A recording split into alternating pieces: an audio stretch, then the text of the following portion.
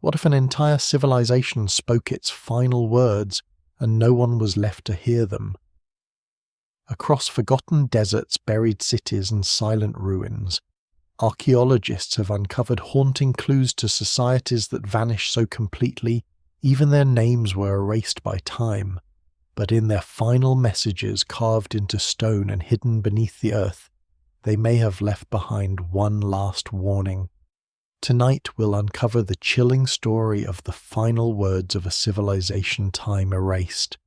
Before we begin, please take a moment to like this video, subscribe to the channel, and share it with fellow history lovers.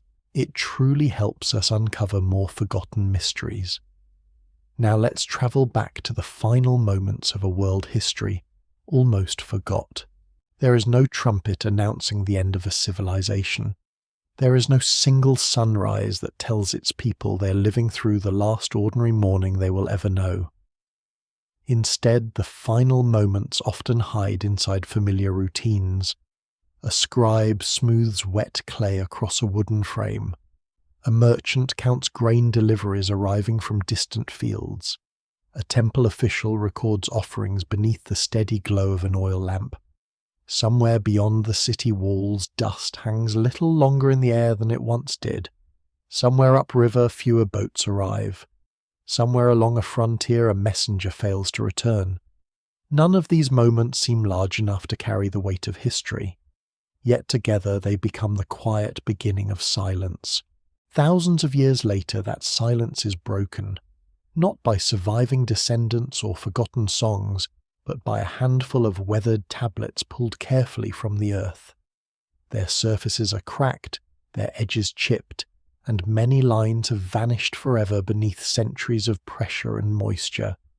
Even so, the marks left behind remain astonishingly clear. Tiny wedges pressed into soft clay by practiced hands still preserve thoughts that were never meant for an audience separated by millennia. The people who wrote them expected fellow officials, merchants, priests, or rulers to read them within days. Instead, the messages waited thousands of years beneath collapsed buildings, buried streets, and drifting soil. The remarkable truth is that civilizations often leave behind their greatest monuments in the most ordinary records. Massive temples can collapse into anonymous piles of stone. Royal palaces may disappear beneath later cities. Entire coastlines shift, rivers change course, forests reclaim abandoned settlements, and deserts slowly erase roads that once carried caravans across thriving kingdoms. Yet a simple clay tablet accidentally baked hard during a destructive fire may survive almost untouched. Disaster itself sometimes becomes the greatest archivist. Before we go deeper, take a moment to like the video and subscribe if this is the kind of history and mystery you enjoy. Across the ancient world, countless civilizations disappear long before anyone imagines they could. Some leave towering pyramids or immense fortifications. Others vanish so completely that only scattered pottery or buried foundations reveal they ever existed.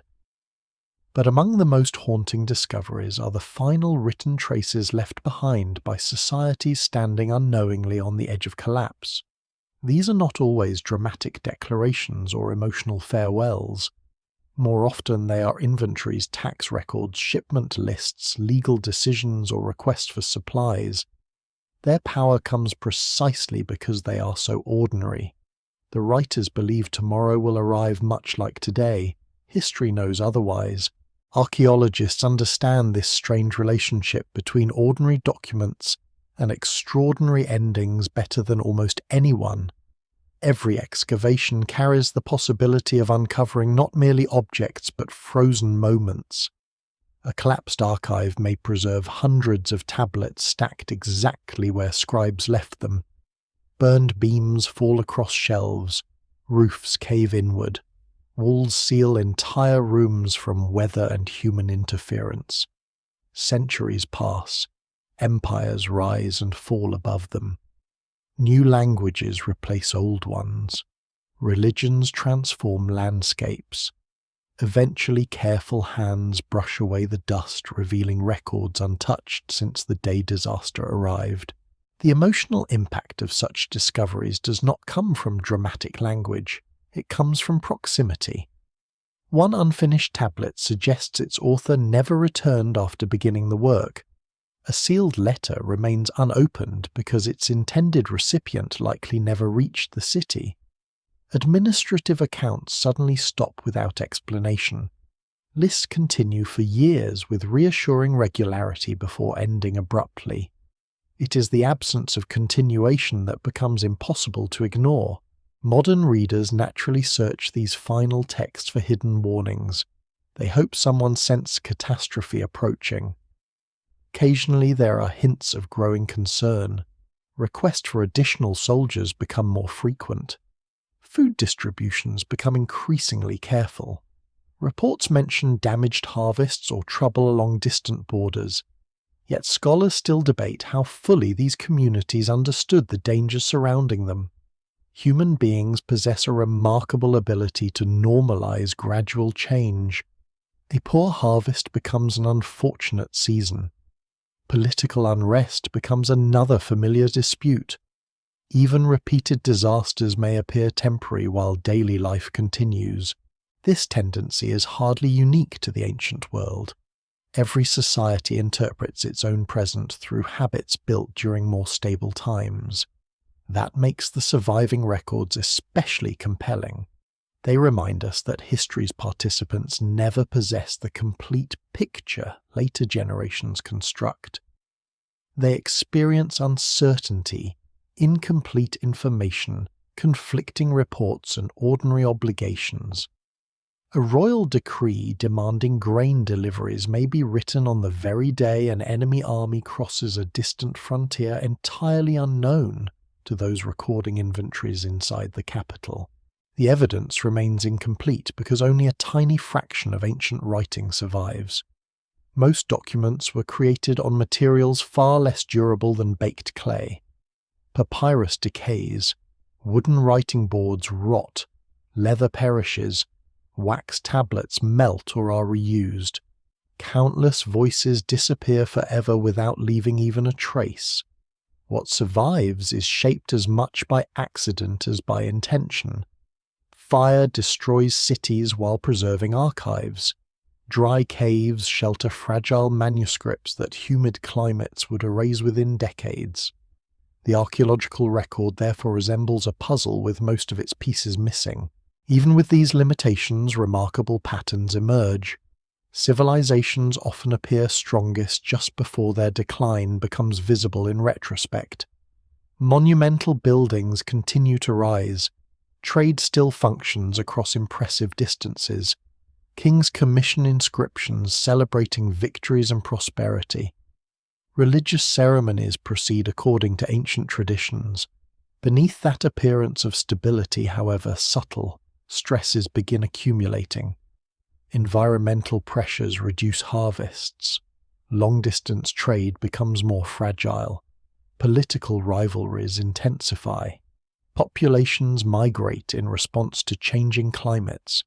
Diseases travel along commercial routes. None of these developments alone necessarily destroys a civilization. Together they may gradually weaken systems that once seemed permanent. One of the greatest challenges for historians is resisting the temptation to simplify collapse into a single dramatic event. Popular imagination often prefers one overwhelming disaster, a giant earthquake, a devastating invasion, an enormous volcanic eruption, or a catastrophic flood. Reality is usually more complex. The archaeological evidence frequently reveals overlapping crises unfolding over generations. Climate records preserved in lake sediments may indicate prolonged drought.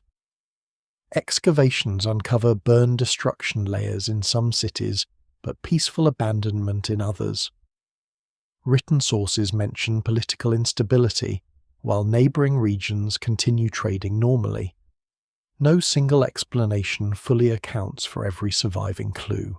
That complexity makes the final written words of any civilization even more valuable.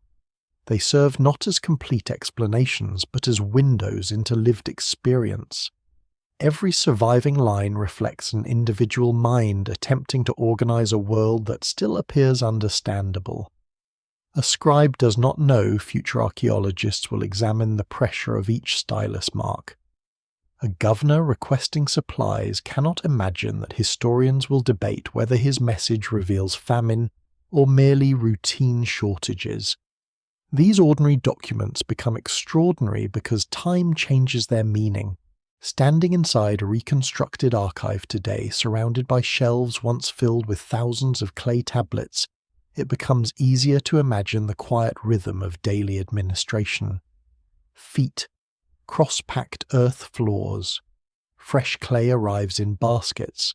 Experienced scribes work with astonishing speed, transforming spoken words into durable records through years of disciplined training. Outside markets remain noisy. Children play in narrow streets. Craftsmen shape bronze weave cloth and fire pottery. Life continues with familiar confidence. The civilization appears enduring, perhaps even eternal. Yet somewhere among those countless records lies one tablet destined to become the last surviving voice. No one recognizes its significance when it's written.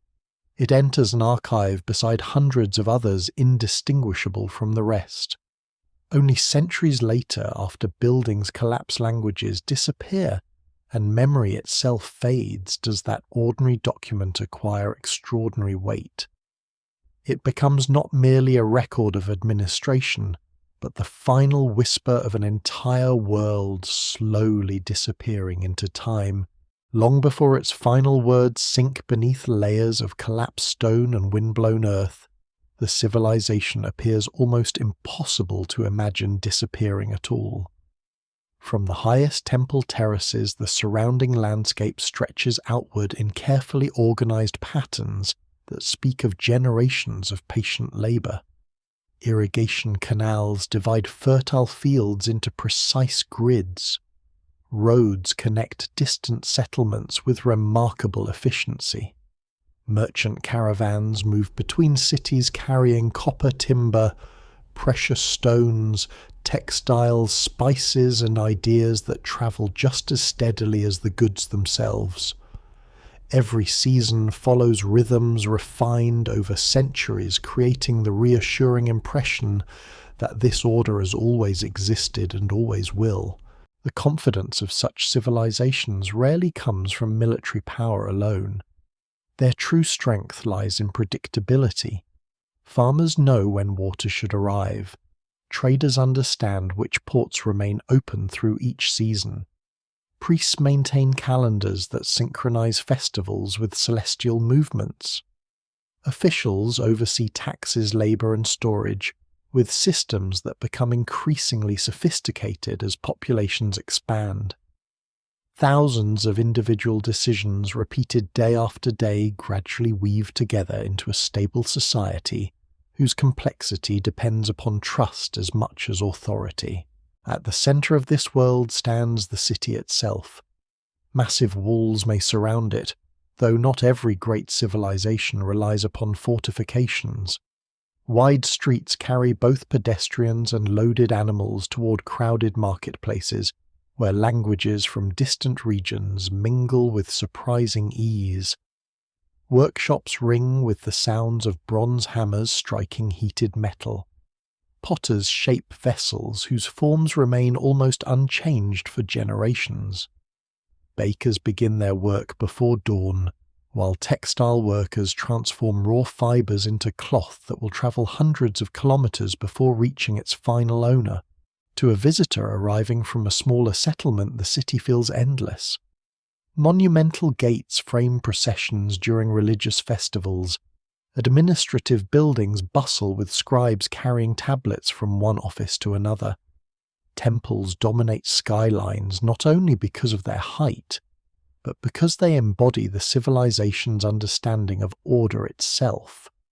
Religion is inseparable from government, agriculture, astronomy, and justice. Maintaining harmony between humanity, nature, and the divine becomes both a spiritual duty and a practical necessity. Writing plays a central role in preserving the harmony. Contrary to modern expectations, literacy remains concentrated among trained specialists rather than the general population. Becoming a scribe demands years of disciplined instruction. Apprentices memorize hundreds of signs, practice numerical systems, and learn standardized formulas used in legal agreements, trade accounts, royal decrees, and religious ceremonies. Their work requires remarkable precision. A misplaced sign may alter measurements, ownership, or taxation. Accuracy becomes an essential part of maintaining social stability. Because of this specialized knowledge, scribes occupy an unusual position within society. They are neither kings nor warriors, yet their skills allow governments to function across increasingly large territories. Grain harvested in distant provinces can be counted, transported, stored, and redistributed because someone carefully records each stage of its journey. Livestock numbers, labor obligations, diplomatic correspondence, and temple offerings all pass through trained hands capable of transforming spoken information into durable records. What survives in the archaeological records suggests that archives become astonishingly organized. Tablets are often grouped according to subject date or institution. Some archives contain thousands of documents accumulated over decades. Shelves hold contracts, inventories, legal disputes, tax registers, educational exercises, and diplomatic communications. Many texts appear mundane at first glance, yet together they reveal a civilization managing resources with extraordinary administrative sophistication. Beyond the cities, the countryside forms the true foundation of prosperity. Villages spread across fertile plains, river valleys, and carefully cultivated hillsides.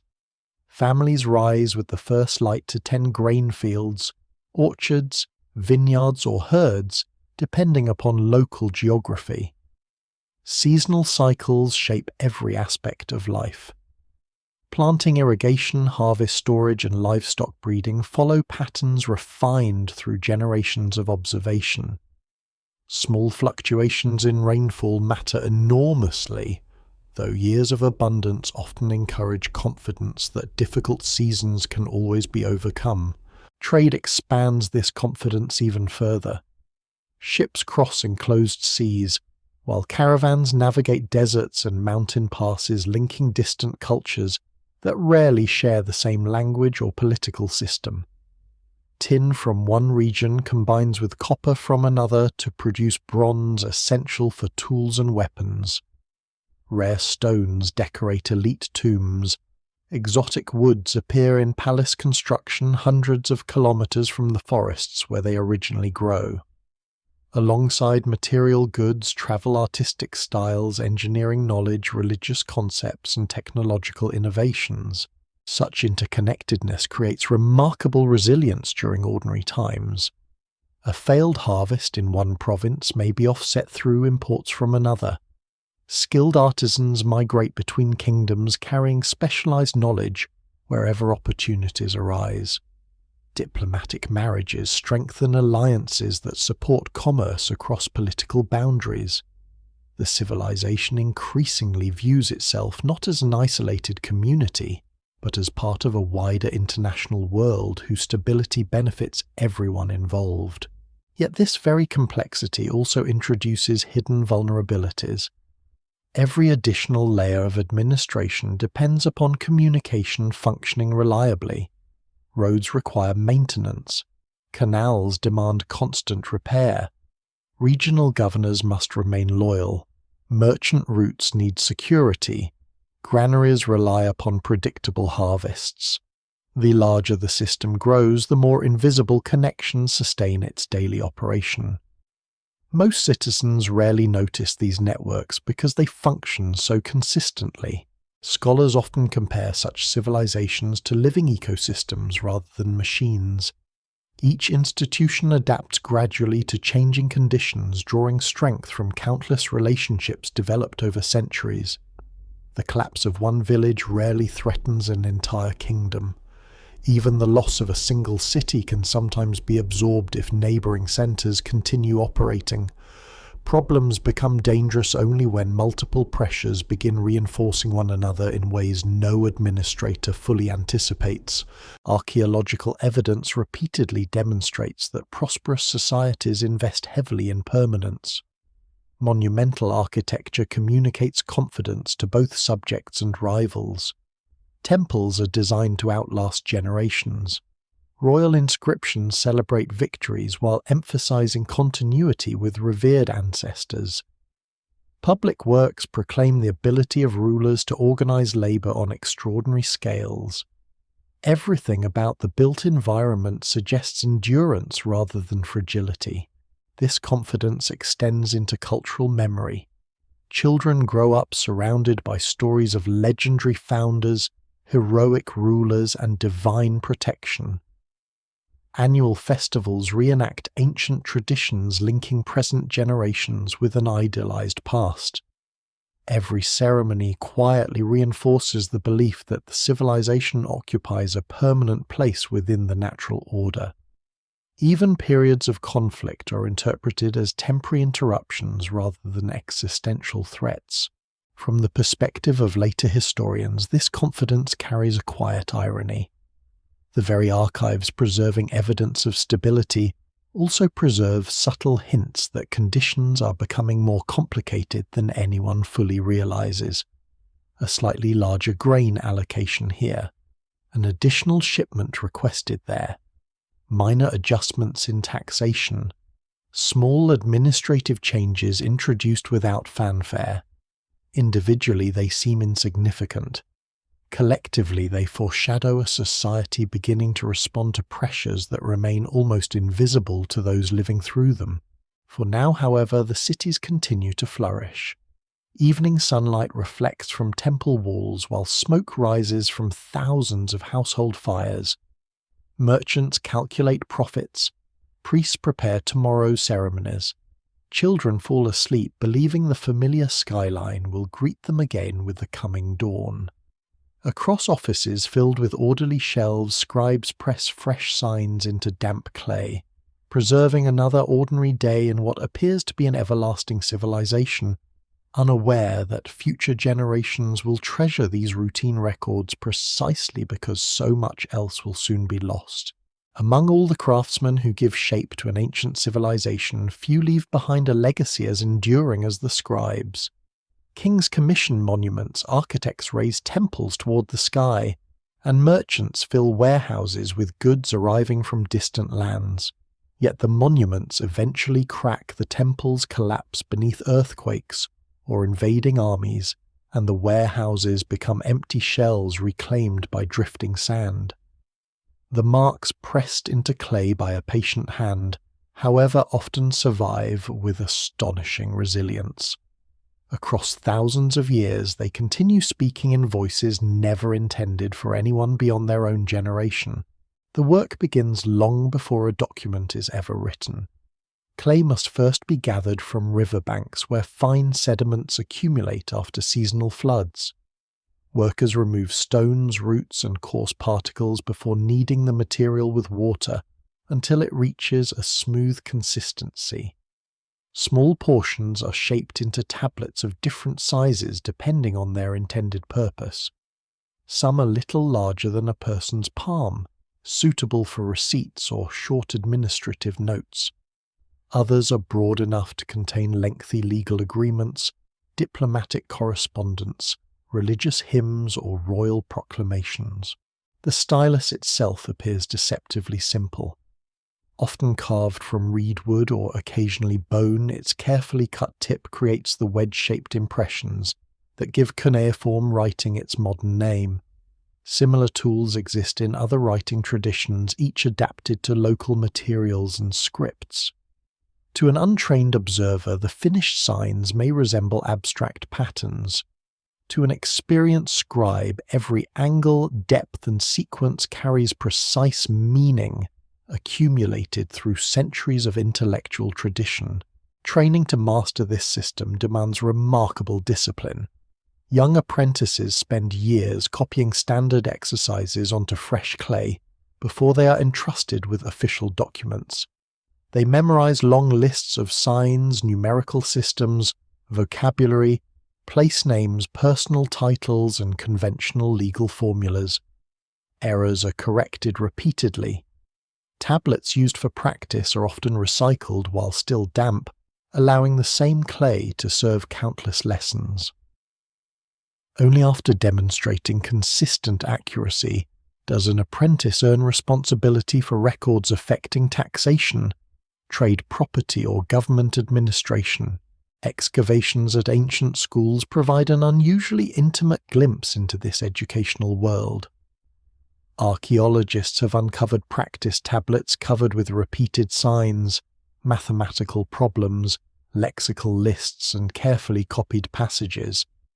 Some preserve corrections made by instructors, revealing the patient process through which professional scribes develop their expertise.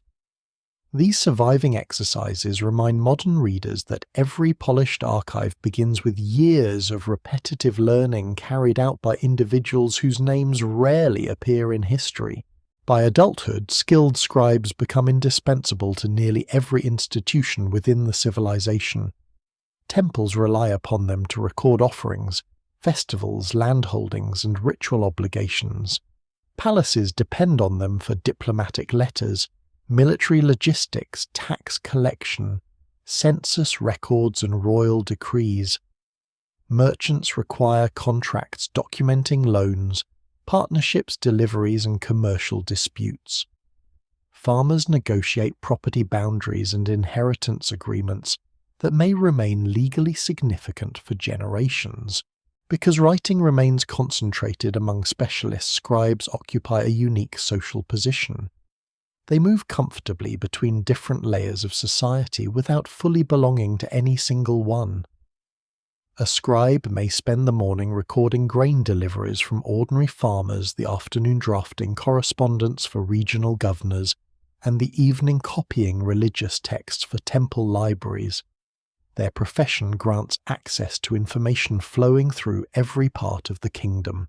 What survives in the archaeological records suggests that many scribes take considerable pride in their work. Handwriting varies from one individual to another, just as it does today. Some tablets display exceptionally neat, evenly spaced signs, while others appear rushed or less carefully executed. Experienced specialists often write with remarkable speed, maintaining consistent proportions even across lengthy administrative documents. Modern epigraphers occasionally identify recurring styles that hint at the work of particular schools or even individual scribes, though certainty remains elusive. Despite their expertise, scribes are not recording history in the way modern historians understand it. Their purpose is immediate and practical. A shipment must be counted accurately. A legal dispute requires documentation. A governor expects confirmation that supplies have arrived. Diplomatic gifts need inventories before being presented at foreign courts. The future rarely enters their calculations. They assume later officials will consult these records only as needed to resolve administrative questions. This assumption makes their work unexpectedly invaluable. Everyday bureaucracy captures details that monumental inscriptions usually ignore. Royal monuments celebrate victories, divine favour, and impressive construction projects. Administrative tablets reveal harvest yields, livestock numbers, labour assignments, food shortages, maintenance repairs, tax exemptions, and local disagreements. Together they provide an extraordinarily detailed portrait of ordinary life that official propaganda rarely acknowledges. Sometimes the most revealing documents are also the least dramatic. A shipment of barley arrives several days late. A canal requires emergency repairs after seasonal flooding. Additional workers are assigned to reinforce a damaged storage building. Temple officials request replacement livestock following disease among local herds. Each document addresses an isolated problem. None announces impending catastrophe. Yet when hundreds of such records are examined together, subtle patterns begin to emerge. Scholars still debate exactly how much these patterns reflect genuine decline rather than normal administrative fluctuation. Every large civilization experiences poor harvests, political disputes, infrastructure repairs, and temporary shortages without collapsing. Ancient societies possess remarkable resilience built through generations of adaptation. Distinguishing ordinary difficulties from the first signs of systemic failure remains one of archaeology's greatest challenges. Even so, there are moments when the surviving archives seem to shift almost imperceptibly in tone.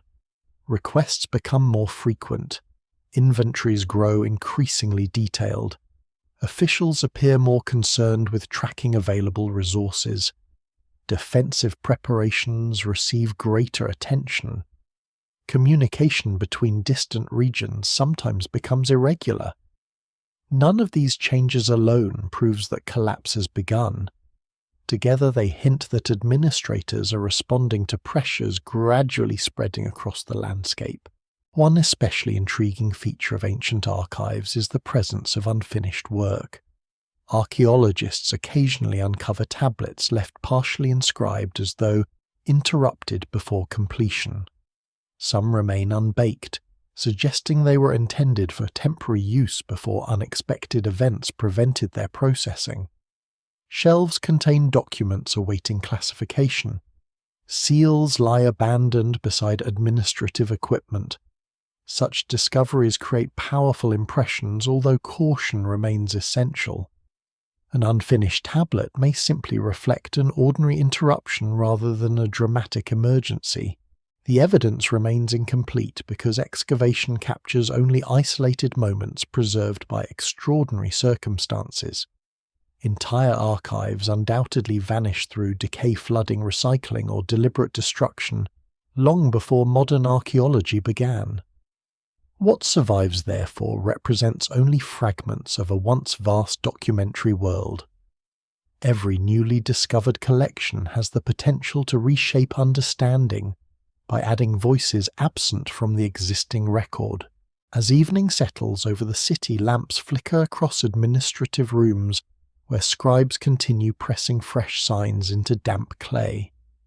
Outside, merchants close their stalls, while temple courtyards grow quieter beneath the fading light. Another day's records join thousands already stored upon orderly shelves. To those creating them, these tablets are simply tools of government commerce and daily life. Yet hidden among their routine accounts are the earliest whispers of changing fortunes, preserved not through grand declarations, but through careful observations of a civilization still convinced that tomorrow will resemble yesterday, even as history begins preparing a different ending. No civilization wakes to discover that it has suddenly become fragile. Decline rarely announces itself with a single unmistakable event. Instead, it arrives quietly woven into familiar routines, so gradually that those living through it often interpret each new difficulty as temporary. One disappointing harvest follows several abundant years. A distant province reports unrest that seems unlikely to spread. Merchants complain about delays along well-established trade routes. Officials issue additional instructions, believing careful administration will restore the balance that has always returned before. Life continues, and because life continues, confidence remains largely intact. The landscape itself often provides the earliest warnings, although its language is slow and subtle.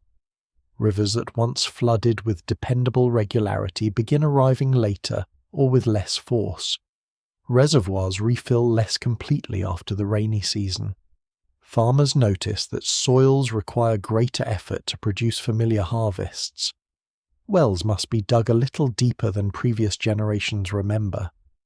Individual years of poor rainfall have always occurred, so few people initially regard these changes as extraordinary. Memory favors resilience. Communities assume the next season will compensate for the last. Modern scientific techniques allow researchers to detect patterns invisible to ancient observers. Layers preserved within lake sediments record changing rainfall over centuries. Growth rings inside ancient trees reveal years of drought or favorable moisture.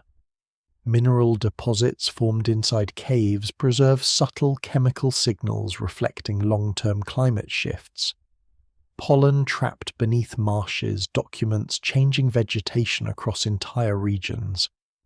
Together, these independent sources often reveal that some ancient civilizations experienced decades of environmental stress rather than isolated natural disasters. Yet climate alone rarely determines the fate of complex societies. Many civilizations survive severe droughts through careful planning, technological adaptation, and flexible political systems. Irrigation networks redistribute limited water. Stored grain cushions, poor harvests. Trade imports food from regions experiencing better conditions. Communities adjust planting schedules and crop varieties in response to changing weather. Human ingenuity repeatedly demonstrates an impressive capacity for adaptation when institutions remain effective. Problems become more dangerous when environmental pressures coincide with political instability. Regional governors may compete for influence within royal courts. Noble families pursue rival ambitions. Succession disputes emerge whenever leadership changes unexpectedly. Resources that might otherwise strengthen irrigation systems or reinforce vulnerable frontiers become tied up in struggles for power. Administrative attention shifts from long-term planning toward immediate political survival. These developments seldom appear dramatic within surviving records. Royal inscriptions continue emphasizing stability and divine favor. Official ceremonies proceed according to tradition. Monumental construction projects sometimes continue, despite growing economic strain, because rulers understand the symbolic importance of projecting confidence. Massive temples, palaces, and fortifications reassure populations that established authority remains secure. Ironically, periods of intense building occasionally occur precisely when governments feel increasing pressure to demonstrate their legitimacy. Trade networks, once a source of extraordinary resilience, gradually reveal another hidden vulnerability. Prosperity depends not merely upon local production, but upon reliable connections spanning enormous distances. Copper may arrive from one region, tin from another, timber from distant forests, and luxury goods from ports hundreds of kilometers away. When even one critical link weakens, consequences ripple outward through the entire economic system. Archaeological evidence frequently reveals these disruptions through surprisingly ordinary objects. Imported pottery becomes less common in layers dating to periods of instability. Exotic raw materials appear in smaller quantities. Workshops alter manufacturing techniques because preferred resources become difficult to obtain. Luxury goods once accessible to prosperous merchants gradually disappear from urban households.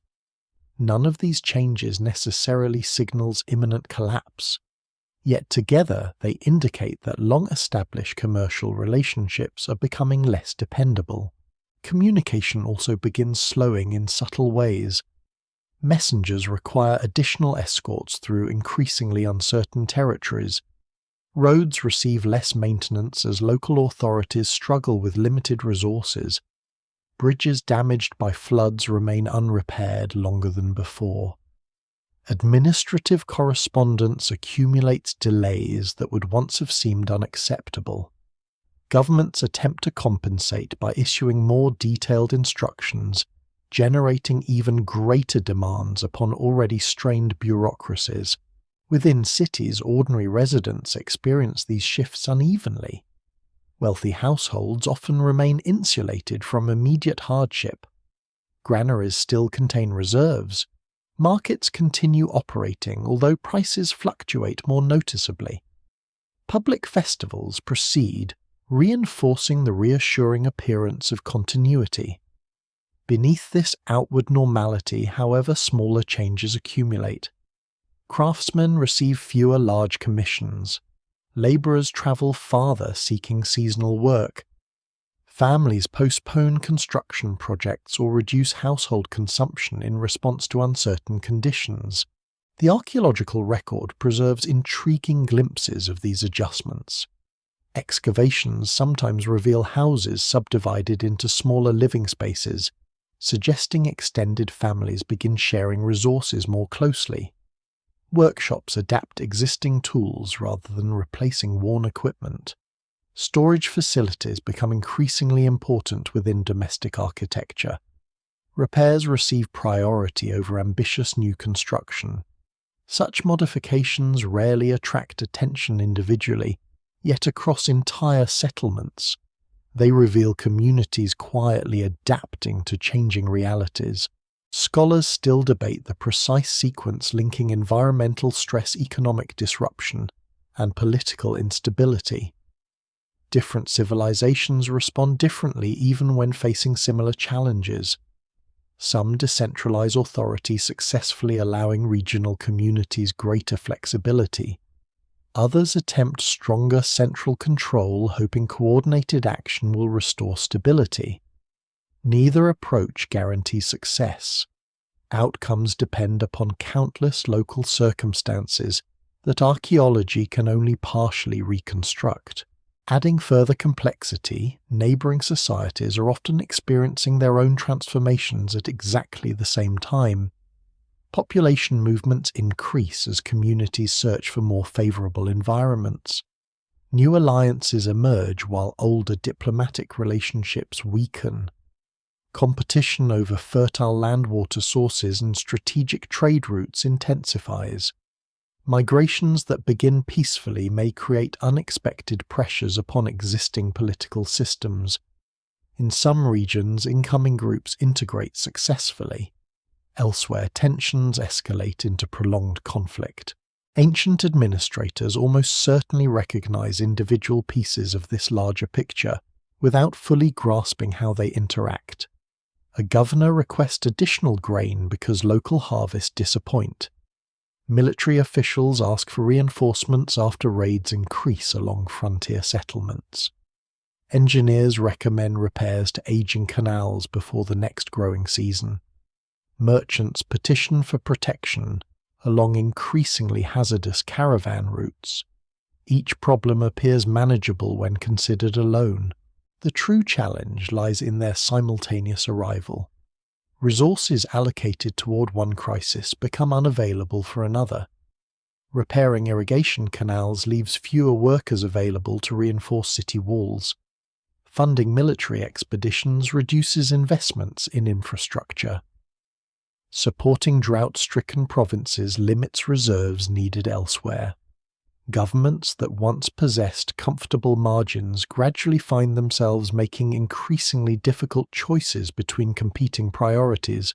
Remarkably, everyday life continues despite these mounting pressures.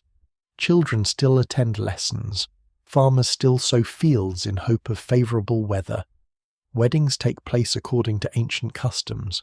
Temple fires continue burning. Markets remain filled with conversation, bargaining, and familiar routines. Human societies possess extraordinary momentum. They continue functioning long after underlying conditions begin shifting beneath them. This persistence explains why the final stages of stability often appear so deceptively normal in hindsight. Looking backward across archaeological evidence, modern observers can identify warning signs accumulating over decades. Those living within the civilization rarely enjoy such perspective. They confront isolated challenges, not complete historical narratives. Every generation assumes it will overcome difficulties just as previous generations always have. Across administrative offices, scribes continue filling fresh tablets with inventories, tax assessments, supply requests, and legal agreements. Their handwriting remains steady. Their formulas remain familiar. Yet hidden within these routine documents, subtle changes begin multiplying. Grain allocations grow more carefully measured. Deliveries arrive less predictably. Requests for assistance become more frequent. The civilization still stands strong enough to believe its foundations remain secure. But beneath that confidence, the first quiet fractures are spreading through a world that has not yet realized its final chapter has already begun. The most haunting documents from the ancient world are rarely the grand proclamations carved into palace walls, or the carefully composed royal victories displayed for generations to admire. Instead, they are the records that were never intended to become historical monuments at all. They are messages written with immediate purpose, expected to solve tomorrow's problem rather than survive for thousands of years. Somewhere in an archive, a scribe records the arrival of a delayed shipment. In another room, an official drafts instructions for reinforcing a distant settlement. Elsewhere, a governor requests additional grain, more labourers or soldiers to restore order. None of these writers realize they may be among the last people still preserving the voice of an entire civilization. As archaeologists piece together these scattered archives, an unexpected pattern begins to emerge. The final years before collapse are not silent. On the contrary, they often produce an extraordinary amount of writing. Governments under pressure frequently respond by documenting more, not less. Resources become too valuable to leave uncounted. Every shipment must be verified, every storehouse inspected, every official instructed with greater precision than before. Administration grows denser as uncertainty increases.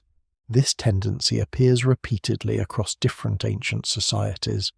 When conditions become unstable, rulers seek more information.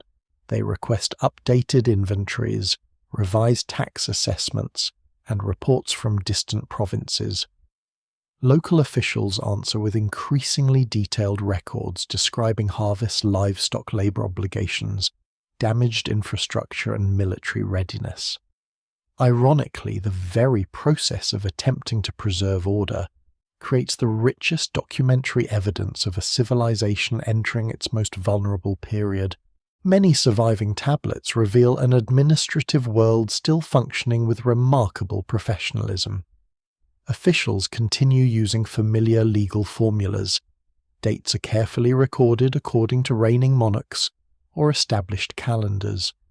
Measurements follow long-standing standards. Seal impressions authenticate documents before they are stored on orderly shelves. At first glance, these records project confidence. Only when examined collectively do subtle shifts begin to stand out. Deliveries that once arrived from several neighbouring regions now depend upon only one remaining supplier. Requests for replacement livestock become increasingly common after disease affects local herds. Temple administrators note smaller offerings than expected during important festivals. Repairs to irrigation canals are postponed because labour forces have been redirected elsewhere. Warehouses, once overflowing with grain, now record inventories with unusual precision, suggesting every stored measure has become significantly more valuable. Scholars remain cautious when interpreting these changes. Ancient bureaucracies naturally fluctuate in response to ordinary events, and isolated documents rarely prove large historical conclusions. A poor harvest in one district may reflect local weather rather than regional climate. Delayed shipments sometimes result from seasonal flooding rather than political instability. The evidence remains incomplete, and no single archive captures the full experience of an entire civilization. Nevertheless, when hundreds of documents from multiple sites begin revealing similar concerns, broader patterns become difficult to ignore. Administrative correspondence grows increasingly occupied with maintaining existing systems rather than expanding them. Construction projects shift from monumental new buildings toward repairs of aging infrastructure. Military logistics occupy more attention than ceremonial activities. Local governors repeatedly ask for assistance instead of reporting routine success. Some of the most revealing discoveries involve letters that never reach their intended recipients. Archaeologists occasionally uncover sealed correspondence still resting within administrative buildings where it was originally deposited. Whether delayed by conflict, interrupted by sudden disaster, or simply abandoned during evacuation, these unopened messages preserve moments suspended between intention and outcome. Their writers expect replies that history never delivers. In a few remarkable cases, unfinished archives provide even stronger evidence of abrupt disruption. Tablets lie scattered across floors where shelves collapse during destruction. Clay prepared for future documents remains unused. Accounting records stop in mid-sequence, without the customary closing summaries expected from experienced administrators. These interrupted collections suggest that whatever ends the archive arrives quickly enough to prevent even routine office procedures from reaching completion. Yet collapse itself rarely happens everywhere at once. While one city struggles, another may continue prospering for years. Trade routes shift rather than disappearing entirely. Political authority fragments unevenly across different regions. Some settlements experience violent destruction, while neighboring communities are peacefully abandoned as residents relocate toward more secure areas. The archaeological record consistently resists simple narratives. This unevenness creates one of history's greatest challenges. People living in relatively stable regions may remain only partially aware of difficulties elsewhere. A merchant notices fewer caravans arriving from the north, but continues selling local goods without immediate concern. Farmers enjoy adequate harvests despite reports of drought affecting distant provinces. Priests conduct annual ceremonies according to tradition, even as frontier defences receive urgent reinforcements hundreds of kilometres away. Daily life absorbs change gradually. Within government offices, however, the wider picture becomes slightly more visible. Officials responsible for coordinating supplies across multiple provinces begin recognising connections hidden from ordinary citizens. Grain shortages in one district coincide with rising transportation costs in another. Military requests compete directly with agricultural needs for the same labour force. Flood-damaged canals reduce harvest just as population movements increase demands upon food reserves. Every administrative decision becomes more complicated than before. One lesser-known aspect of these archives is the emotional restraint they display. Modern readers often expect dramatic expressions of fear during periods of collapse. Ancient administrative writing rarely provides such reactions. Instead, concern appears indirectly through repeated requests, increasingly careful inventories, or subtle changes in official priorities. Professional scribes maintain established formats even while circumstances deteriorate around them. Their discipline unintentionally magnifies the tragedy. Calm language describing growing shortages often carries greater emotional weight than overt panic would have. There are also moments when silence becomes meaningful. Regions that previously generated steady streams of correspondence simply disappear from surviving records. At first, this absence might reflect accidents of preservation. Entire archives may have decayed beyond recovery. Yet when multiple neighbouring centres simultaneously cease producing documentation, historians begin considering broader explanations. Communication networks may have failed. Administrative institutions may have dissolved. Populations may have migrated, leaving offices permanently abandoned. What survives in the records suggests that many officials continue performing their duties almost until the very end.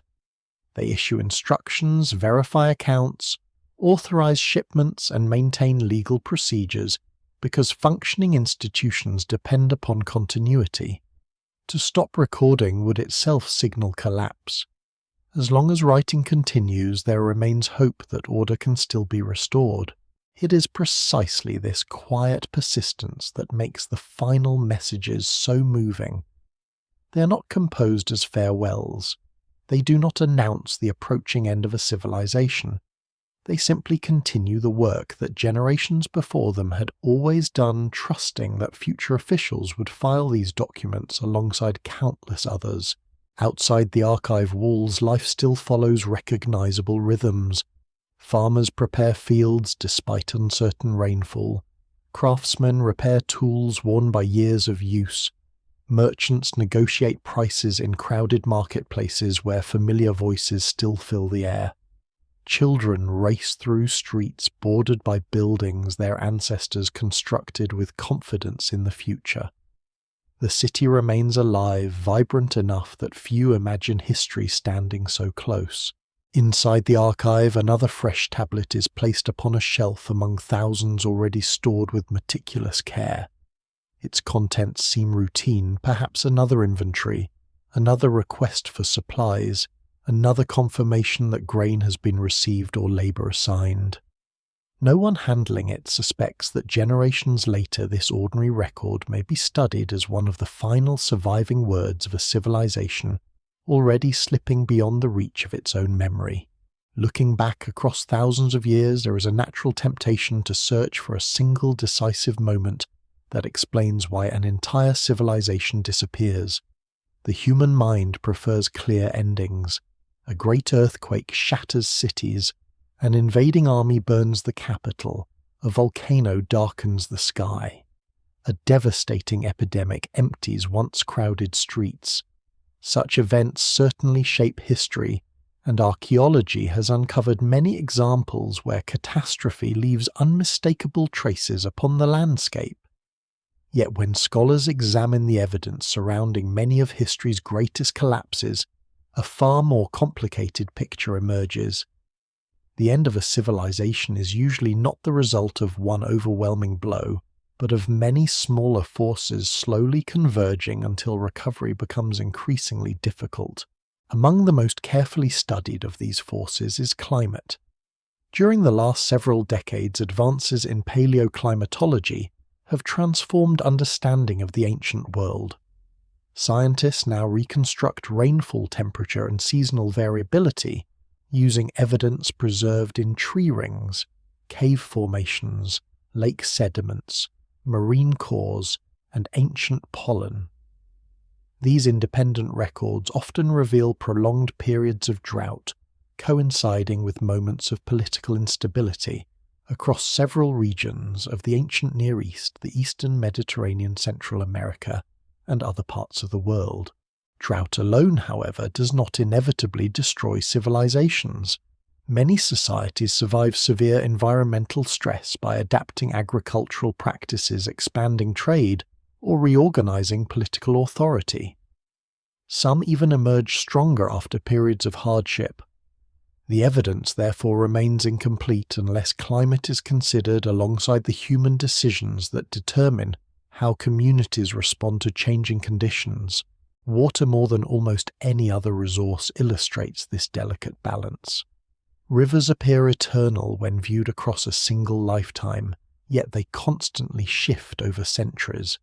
Floods arrive earlier or later. Channels migrate across floodplains. Sediment gradually raises riverbeds while reservoirs slowly fill with silt. Irrigation canals that once carried abundant water require increasingly frequent maintenance. Without continual labor, these carefully engineered systems begin losing efficiency year after year. For generations, experienced administrators successfully coordinate these repairs. Workers dredge canals, reinforce embankments, and redirect water toward productive farmland. Such projects demand enormous organization, but prosperous civilizations possess the administrative capacity to accomplish them. Difficulties emerge when governments simultaneously confront several different crises. Labor needed for irrigation may instead be assigned to military campaigns. Tax revenues, once supporting infrastructure, become diverted toward emergency food relief or frontier defense. Maintenance postponed for one season becomes far more expensive the next. Agricultural production gradually reflects these accumulated pressures. Harvests fluctuate more dramatically. Marginal lands become harder to cultivate reliably. Farmers abandon less productive fields while concentrating effort on areas with dependable water supplies. Archaeological surveys often reveal changing settlement patterns during these periods, with populations relocating toward rivers, springs, or more fertile valleys. Entire villages disappear while neighboring communities expand. Population movement introduces new complexities. Migration has always been part of human history, and ancient societies frequently absorb newcomers without major disruption. Yet large-scale migrations occurring during periods of environmental stress can overwhelm political systems already struggling to maintain stability. Competition over farmland grazing areas, forests, and water intensifies. Local disputes multiply. Existing alliances come under increasing strain. Military conflict naturally follows in some regions, though rarely everywhere at once. Archaeological evidence paints an uneven picture. Certain cities display unmistakable destruction layers marked by burned buildings, collapsed fortifications, and scattered weapons. Nearby settlements, however, may show peaceful abandonment with little indication of violence. This contrast reminds historians that collapse unfolds differently across individual communities. One city's tragedy becomes another's opportunity. Trade, once a source of resilience, begins transmitting instability across surprisingly long distances. A shortage of copper affects bronze production hundreds of kilometers away. Reduced grain exports raise prices throughout interconnected markets. Merchant caravans alter traditional routes in response to insecurity, leaving some cities increasingly isolated while enriching others. Coastal ports lose contact with familiar partners as maritime networks weaken. These changes occur gradually enough that contemporaries likely view them as temporary disruptions rather than permanent transformations. Political leadership faces extraordinarily difficult choices under such circumstances. Should limited grain reserves support urban populations or frontier garrisons? Should labor repair canals before planting season or strengthen defensive walls against possible invasion? Should taxes increase to finance emergency measures, despite already struggling agricultural communities? Every decision solves one problem while potentially worsening another. The surviving documents occasionally reveal these impossible calculations. Administrative records become more concerned with distribution than accumulation. Inventories track remaining resources with growing precision. Officials request additional workers while acknowledging shortages elsewhere. Governors seek exemptions, extensions, or emergency assistance. Their correspondence reflects not incompetence, but governments attempting to manage increasingly complex realities using institutions designed for more stable conditions. Disease may also contribute, although its role often proves frustratingly difficult to reconstruct. Ancient epidemics seldom leave direct archaeological signatures comparable to earthquakes or warfare. Human remains occasionally preserve clues through modern scientific analysis, yet many outbreaks pass almost invisibly through the material record. Written sources sometimes describe illness affecting populations or armies, but surviving accounts are fragmentary. Scholars therefore treat disease as one possible factor rather than a universal explanation. Another subtle pressure involves confidence itself. Complex societies depend not only upon physical resources but also upon shared expectations. Merchants extend credit because they believe future trade will remain profitable. Farmers invest labor because they expect harvest can be exchanged fairly. Local officials obey distant rulers because centralized authority appears legitimate and effective. Once confidence begins weakening economic and political relationships, become noticeably more fragile. This process is remarkably difficult to detect in real time. People rarely abandon established institutions after one disappointing season or isolated military setback. Instead, trust erodes gradually through repeated disappointments. Promised supplies arrive late. Protective garrisons fail to appear. Irrigation repairs remain unfinished. Tax burdens increase while public services decline. Individually, each setback seems survivable.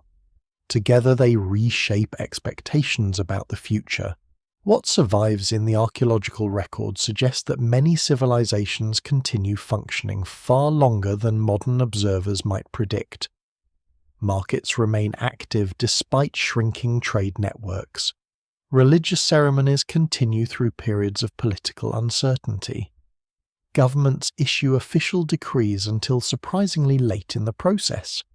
Human societies possess tremendous resilience rooted in habit cooperation and accumulated experience. For this reason, historians increasingly reject simple narratives of sudden collapse. Instead, they describe prolonged transformations during which old systems gradually lose effectiveness, while new forms of organization slowly emerge. Some cities are abandoned, others adapt and survive. Certain traditions disappear entirely while others evolve into foundations for later civilizations. The end is neither uniform nor absolute. Still, there comes a point when the accumulated weight of environmental stress, economic disruption, political fragmentation, migration conflict, and declining confidence becomes too great for existing institutions to absorb. No single explanation fully accounts for this moment because each civilization follows its own unique path. Yet across the surviving evidence, one truth remains strikingly consistent. The people living through these changes continue believing that recovery remains possible. Within archive rooms, scribes still press careful signs into fresh clay. Officials still issue instructions intended to preserve order. Couriers still carry messages along roads that have served generations before them. The machinery of civilization continues turning slower than before, under greater strain than ever, yet still moving. No one can know which message will become the last or which routine record will one day stand as the final, surviving voice of a world quietly approaching the edge of history. Eventually there comes a season when the familiar rhythm of the city begins to change in ways that no official decree can fully conceal. The markets still open with the morning light temple bells still echo across the streets, and smoke continues to rise from household ovens, yet something subtle has shifted beneath the surface.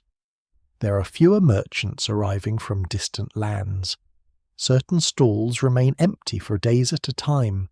Buildings that would once have been repaired immediately now stand with cracked walls and sagging roofs waiting for craftsmen who never seem to arrive. Life has not stopped. It has simply begun to contract. Archaeologists recognize this stage not because ancient writers describe it directly, but because the physical evidence preserves thousands of small decisions made by ordinary people responding to changing circumstances. A workshop that once specialized in luxury goods begins producing simpler household tools instead. Imported pottery becomes scarce, replaced by locally made vessels of more modest quality. Fine decorative objects are repaired repeatedly rather than discarded. Broken bronze tools are melted down and reshaped instead of replaced with newly imported metal. None of these changes appear dramatic in isolation. In fact, many households would consider them sensible responses to uncertain times. Waste becomes less acceptable. Storage grows more important than display. Families preserve what they already possess because acquiring new goods becomes increasingly difficult. These practical adjustments quietly reshape daily life without anyone announcing that an age of prosperity is coming to an end. One of the clearest archaeological clues comes from abandoned construction projects. Throughout periods of stability, monumental buildings require continuous maintenance. Temples receive new decorative elements. City walls are reinforced. Administrative buildings expand as populations grow. During the final decades of many ancient civilizations, however, these ambitious projects often slow or cease altogether. Foundations remain unfinished. Carefully prepared building stones are left unused. Timber gathered for future construction never reaches its intended destination. Such discoveries reveal more than economic hardship. They suggest changing priorities. Resources once devoted to expressing confidence through architecture are redirected toward immediate survival. Labor that would have raised new monuments instead harvests grain repairs, canals, or reinforces vulnerable defenses. Monumental ambition gradually gives way to practical necessity. The city's streets reflect these shifts in quieter ways. Archaeological excavations frequently uncover evidence that public spaces become less carefully maintained. Drainage systems clog with accumulated debris. Roads receive fewer repairs after seasonal flooding. Market squares gradually shrink as commercial activity concentrates into smaller areas. Neighborhoods that once housed prosperous families become subdivided into more crowded living spaces as changing economic conditions encourage shared resources. Yet these same excavations also reveal remarkable resilience. People do not simply abandon their homes at the first sign of hardship. They adapt with extraordinary creativity. Broken walls are patched using recycled stone from older structures. Courtyards are converted into workshops or storage areas. Roofs are rebuilt with whatever materials remain available. Communities continue investing labor because they still believe their city has a future worth preserving. What survives in the archaeological record suggests that social life also changes in subtle but meaningful ways. Religious institutions often become even more important during periods of uncertainty. Temples remain centers not only of worship but of food distribution, administration, and communal identity. Festivals continue despite economic strain because shared rituals reinforce stability when other aspects of life appear increasingly unpredictable. At the same time, local authority begins shifting. Central governments struggling with widespread challenges cannot always respond quickly to every regional problem. City officials, village leaders, temple administrators, and influential families gradually assume responsibilities once managed by distant rulers. This decentralization sometimes strengthens communities by allowing flexible local solutions. In other cases, it fragments political unity and weakens coordinated responses to larger crises. The countryside mirrors these transformations. Some villages disappear entirely, their residents relocating toward larger settlements offering greater security. Others expand as displaced families seek new opportunities. Archaeological surveys often reveal clusters of abandoned farmhouses alongside growing fortified communities, illustrating how populations reorganize rather than simply vanish. Perhaps the most haunting evidence comes from houses left exactly as they stood during their final occupation. Excavators occasionally uncover kitchens where cooking vessels remain beside hearths, workshops where unfinished tools still rest upon benches, or storage rooms containing grain that was never consumed. These discoveries create the powerful impression that departure was neither carefully planned nor leisurely executed. Even here, caution remains essential. A single abandoned house cannot explain the fate of an entire civilization. Some families leave because of local flooding. Others relocate for economic reasons or political opportunity. Archaeologists therefore examine patterns across dozens or hundreds of sites before drawing broader conclusions. Only when many settlements display similar signs of contraction, adaptation, or abandonment do larger historical narratives begin emerging. Scholars still debate the pace of these transformations. Popular imagination often favors sudden catastrophe, imagining cities emptied overnight by invasion or disaster.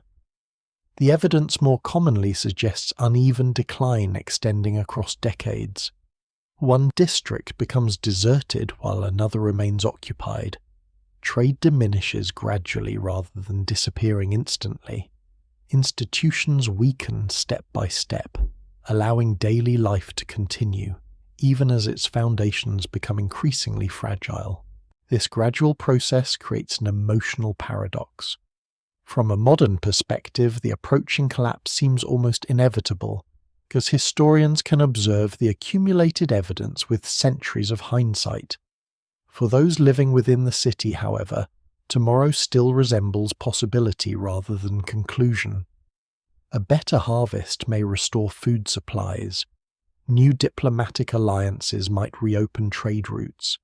A capable ruler could stabilize political rivalries. Communities continue investing in ordinary life because history has repeatedly shown that difficult periods often pass. As evening falls, families gather around shared meals prepared from whatever ingredients remain available. Children listen to familiar stories told by grandparents who remember more prosperous years, but still speak confidently about the future.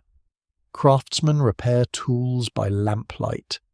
Priests prepare offerings for ceremonies that have marked the seasons for generations. Scribes organize another day's administrative records filing tablets upon shelves already filled with decades of careful documentation. Outside the city walls, the landscape grows quieter. Fields once cultivated every season begin showing patches of neglect. Irrigation channels carry less water than they once did. Caravan roads remain visible across the horizon, but fewer travelers disturb the dust. Wildlife gradually returns to places long dominated by agriculture and commerce. Nature begins reclaiming spaces that human labor had maintained with remarkable persistence for centuries. Still, the city endures. Its gates remain open each morning. Its temples still dominate the skyline. Its people continue believing that adaptation, patience, and determination will carry them through another difficult season. They cannot yet see what future archaeologists will eventually understand: that every repaired wall, every recycled tool, every unfinished building, and every carefully stored tablet is quietly recording not only the endurance of a civilization, but also the final years before silence settles permanently across streets that once seemed destined to remain alive forever. If the fallen walls, abandoned workshops, and silent streets reveal how a civilization disappears in the physical world, its final surviving words reveal something even more intimate. They preserve the last moments in which human minds attempted to understand, organize, and continue a society that was quietly slipping beyond recovery. These words have fascinated historians for generations, not because they contain dramatic prophecies, but because they almost never do. Modern imagination often expects the final record of a civilization to resemble a farewell. It searches for a desperate warning, a king's emotional confession, or a priest's prediction that the end has arrived. Archaeology tells a different story. The last surviving texts are usually astonishingly ordinary. They speak about taxes still owed livestock, still counted grain, still measured labour, still assigned, and disputes still awaiting judgment. The remarkable truth is that history often ends without announcing that it is ending. One reason for this lies in the nature of survival itself. What remains is not necessarily what people considered most important. Libraries filled with literature may burn completely while a small administrative storeroom survives, because its walls collapse in just the right way to seal the contents beneath rubble. Thousands of documents disappear forever through moisture, insects, fire, recycling, or simple neglect. The texts that reach the present are selected not by human intention, but by chance. This accidental survival has profound consequences. A civilization's final surviving tablet is almost certainly not the final tablet ever written. It is merely the latest one that happened to endure. Somewhere beyond the archaeological record, scribes almost certainly continued writing after the last document known today. Those later records simply vanished through the countless processes that erase human memory across centuries. Historians therefore approach the phrase final words with careful precision. They do not claim to possess the literal last sentence spoken or written by an ancient people. Instead, they examine the latest surviving evidence while recognizing that the record remains incomplete. Even so, these surviving documents possess extraordinary emotional power precisely because they stand at the visible edge of history. Some archives preserve requests for grain deliveries that were probably never fulfilled. Others contain legal disputes whose judgments were likely never recorded. Diplomatic correspondence occasionally survives without the expected replies. Inventories begin with familiar order before ending abruptly because additional tablets are missing or were never completed.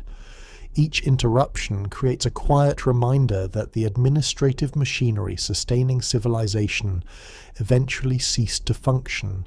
Among the most compelling discoveries are tablets still awaiting processing when destruction arrived. In several excavated archives, documents remain stacked in temporary arrangements, rather than filed permanently upon shelves. Fresh clay sits beside finished records. Seal impressions await official verification. It appears that normal work was underway until circumstances suddenly interrupted routines that had continued almost unchanged for generations. Yet even these moments resist simple interpretation. A building may have been abandoned during political unrest only to be destroyed years later. An unfinished archive does not automatically prove immediate catastrophe. Archaeologists reconstruct such events cautiously by comparing architectural evidence destruction layers, artifact distribution radiocarbon dates, and surrounding settlements. No single discovery tells the complete story.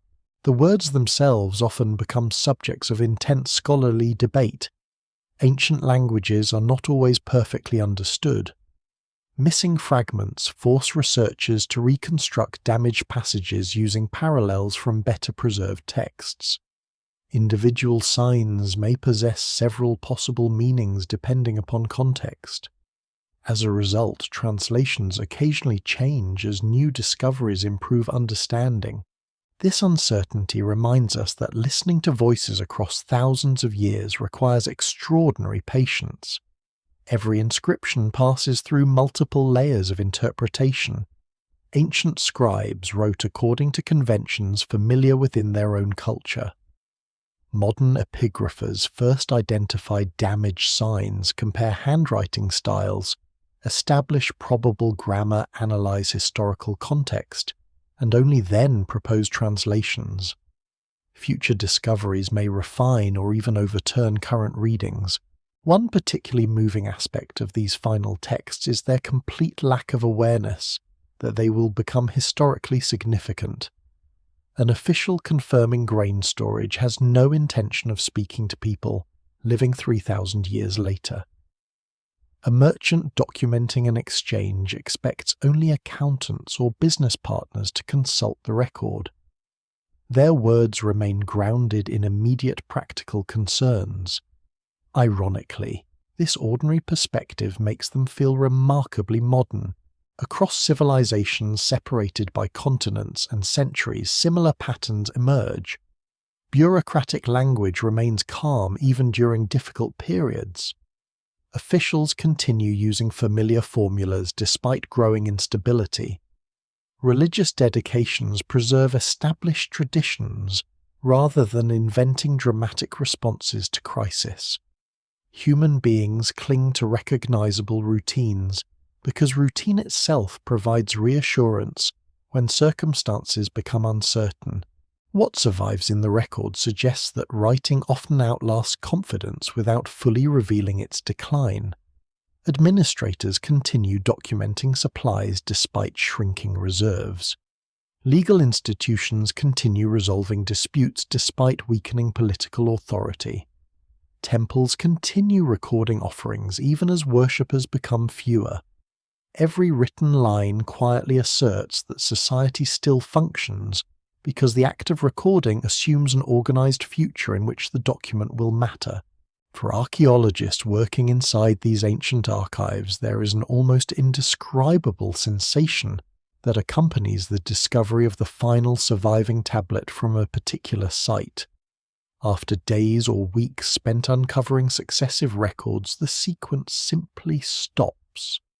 The next expected layer contains only collapsed masonry, ash erosion, or empty soil. Nothing follows. The silence is not written. It exists in the absence of additional words. That absence can be more powerful than any surviving inscription. It forces historians to imagine the countless voices permanently lost. Children learning to write whose practiced tablets dissolved in rain. Merchants whose correspondence decayed upon fragile papyrus. Priests whose ceremonial texts were consumed by fire. Families whose stories remained entirely oral and therefore vanished with the generations that carried them. Every surviving archive represents only a tiny island rising above an immense ocean of forgotten memory. Perhaps that is why the last surviving words of ancient civilizations continue to fascinate modern audiences. They remind us that history is never complete. Every excavation has the potential to uncover another fragment extending the known record by a single year, a single month, or even a single day. A newly discovered tablet may transform long-accepted chronologies or reveal that administrative life continued longer than scholars previously believed.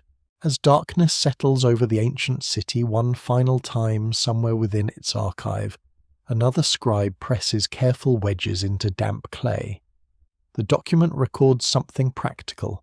Perhaps a shipment received workers assigned or grain measured, according to standards followed for centuries. The tablet is placed beside countless others expected to become one more ordinary piece of an orderly administrative system. No one in that room realizes that generations later this modest record may stand as the final surviving voice of their civilization. Beyond its carefully impressed signs lies not another shelf of documents, but centuries of silence waiting beneath fallen stone, drifting sand, and the slow, patient work of time that erases nearly everything except a few fragile words stubborn enough to outlive the world that created them. After the final surviving tablets are placed upon their shelves, history enters a very different kind of silence. It is not the silence of a single abandoned room or an empty palace corridor. It is the silence that settles over an entire landscape, as the institutions that once connected villages, cities, rulers, merchants, and temples gradually lose the ability to hold their world together. Writing does not disappear everywhere at once. It fades unevenly, leaving behind isolated voices separated by widening gaps until eventually the documentary record itself falls quiet. For modern historians, this silence is almost as informative as the surviving texts that precede it. Civilizations speak through what they preserve, but they also speak through what suddenly stops appearing. Archives that once accumulated thousands of administrative records cease expanding. Official correspondence no longer reaches distant provinces. Monumental inscriptions celebrating royal achievements become increasingly rare. The rhythm of written life so steady for generations begins to falter. It is important to understand that this does not necessarily mean every literate person vanishes. Literacy itself can survive long after centralized governments weaken. Individual scribes may continue serving local communities. Priests may preserve sacred traditions within surviving temples. Merchants may maintain private records using perishable materials that never enter the archaeological record. What disappears first is often the large administrative system that produced writing on an industrial scale. The loss of that system carries consequences extending far beyond government. Writing functions as the memory of complex societies. It records debts, property ownership, diplomatic agreements, taxation, agricultural production, religious ceremonies, and legal judgments. Without reliable institutions maintaining these records, daily life becomes increasingly dependent upon local knowledge, personal relationships, and oral tradition. This transition is difficult to observe directly, because oral cultures leave fewer durable traces than literate bureaucracies. Archaeologists therefore rely heavily upon indirect evidence. Administrative buildings once filled with tablets are abandoned or repurposed. Schools that trained generations of scribes cease operating. Standardized weights and measures become less consistent across different regions. Seal impressions used to authenticate official documents become increasingly uncommon. One striking pattern appears repeatedly across the archaeological record. As centralized writing declines, local diversity often increases. Pottery styles that were once remarkably standardized begin varying from one settlement to another. Building techniques become more regional. Artistic traditions develop independently rather than following uniform state-sponsored conventions. Far from indicating cultural stagnation, these changes sometimes reflect communities adapting creatively after the disappearance of larger political structures. The evidence remains incomplete because absence is inherently more difficult to interpret than presence. A missing archive may simply await discovery beneath an unexcavated mound. Perishable writing materials may have decayed completely in humid environments. Entire cities remain buried beneath modern settlements inaccessible to archaeologists. Scholars therefore distinguish carefully between the current limits of evidence and definitive historical conclusions. Nevertheless, some disappearances are impossible to overlook. Administrative centers that had operated continuously for centuries suddenly produce no later records. Monumental building programs cease. Long-distance diplomatic correspondence comes to an end. Regional capitals shrink dramatically in population or are abandoned altogether. When these developments occur simultaneously across broad geographic areas, they strongly suggest profound political transformation. For the people living through these changes, however, the experience is almost certainly far less dramatic than modern narratives often imply. Children continue growing into adulthood. Farmers still plant crops according to seasonal rhythms. Families celebrate births, marriages, and religious festivals. Communities repair homes, exchange goods, and resolve disputes using whatever institutions remain available. Life does not end because an empire weakens. Instead, it reorganizes around smaller, more localized networks. Some of the most fascinating archaeological discoveries come from settlements established after the collapse of major urban centers. These newer communities often occupy defensible hilltops, fertile valleys, or locations closer to reliable water sources. Their architecture differs from earlier cities, reflecting changing priorities rather than technological decline. Houses become more self-sufficient. Storage facilities expand.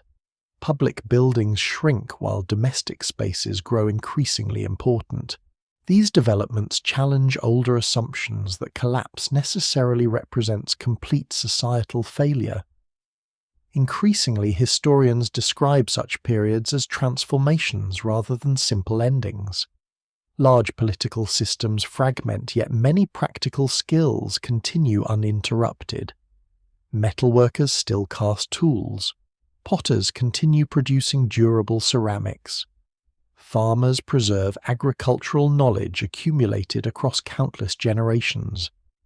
Textile production, woodworking, and food preparation remain essential parts of daily life, regardless of which dynasty occupies the throne. Religion likewise demonstrates remarkable continuity. Temples may fall into ruin, but sacred traditions often adapt rather than disappear. Ancient deities acquire new names. Ceremonies evolved to fit changing political realities. Holy places remain significant even after the civilizations that originally constructed them have vanished. Across many regions, later cultures inherit landscapes already filled with monuments whose original builders have become distant legends. Language also changes in complex ways. Official scripts may disappear from public administration, while spoken languages continue evolving among ordinary people. New writing systems sometimes replace older ones better suited to changing political or economic conditions. Elsewhere, literacy declines temporarily before re-emerging centuries later under different cultural influences. These transitions rarely follow simple linear patterns. Scholars still debate how quickly contemporaries recognized that they were living through irreversible change. Human beings naturally interpret disruptions through the experience of previous recoveries. Earlier droughts had ended. Earlier invasions had been repelled. Earlier political crises had eventually stabilized. There was little reason to assume current hardships differed fundamentally from those already overcome by ancestors. This perspective explains why so few surviving texts describe themselves as witnessing the end of an age. People almost never believe they occupy history's final chapter. They expect reconstruction, renewal, or reform. Even when cities are abandoned, displaced populations often assume they or their descendants will return someday. The permanence of loss becomes visible only in retrospect. Across abandoned administrative buildings, dust gradually settles upon shelves once crowded with clay tablets. Roof beams collapse after years of neglect. Seasonal rains wash sediment across empty courtyards. Plants take root between cracked paving stones. Birds nest inside temple walls where priests once conducted elaborate ceremonies. Each passing decade erases additional traces of organized urban life. Generations later, travelers crossing the region encounter silent ruins whose builders are already forgotten. Local stories attempt to explain immense walls and weathered monuments standing above abandoned plains. Myths replace administrative records. Legends succeed official history. The names of kings fade, first, followed by the names of cities, until eventually even the language carved into surviving inscriptions becomes unreadable. Yet beneath those silent ruins, the final archives remain waiting. Layer after layer of fallen stone protects tablets that no longer serve governments, merchants, or priests. Instead, they wait for another civilization separated by thousands of years to uncover them and listen once again. In that extraordinary meeting between forgotten scribes and modern archaeologists, the silence that followed collapse begins ever so briefly to speak. For centuries, the ruins remain little more than landmarks upon changing landscapes. Shepherds guide their flocks past broken walls, without knowing the names of the rulers who once governed there. Farmers plough fields where palace courtyards once echoed with officials carrying clay tablets between crowded administrative rooms.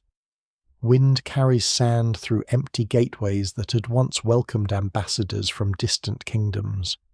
The civilization has disappeared so completely from living memory that its greatest cities become anonymous hills, their stories buried beneath centuries of accumulated earth. Across much of the ancient world, these abandoned settlements slowly transform into what archaeologists call tells or occupation mounds. Generation after generation builds, destroys, rebuilds, and abandons structures upon the same favorable locations. Mud brick houses collapse into dust. New foundations rise directly above older walls. Floods deposit fresh layers of sediment. Vegetation spreads across abandoned neighborhoods. What once stood as separate buildings gradually merges into a single broad hill concealing thousands of years of human history. To an ordinary traveler, such a mound appears natural. Its slopes may support grazing animals or scattered shrubs. Broken fragments of pottery occasionally emerge after heavy rain, but few clues reveal the extraordinary archive hidden beneath the surface.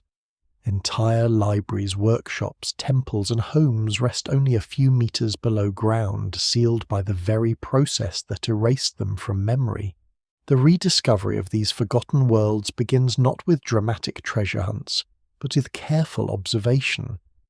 Early explorers notice unusual concentrations of ancient bricks, carved stone, and pottery fragments scattered across otherwise ordinary landscapes. Local traditions sometimes preserve faint legends about lost cities, although these stories rarely correspond precisely with archaeological reality.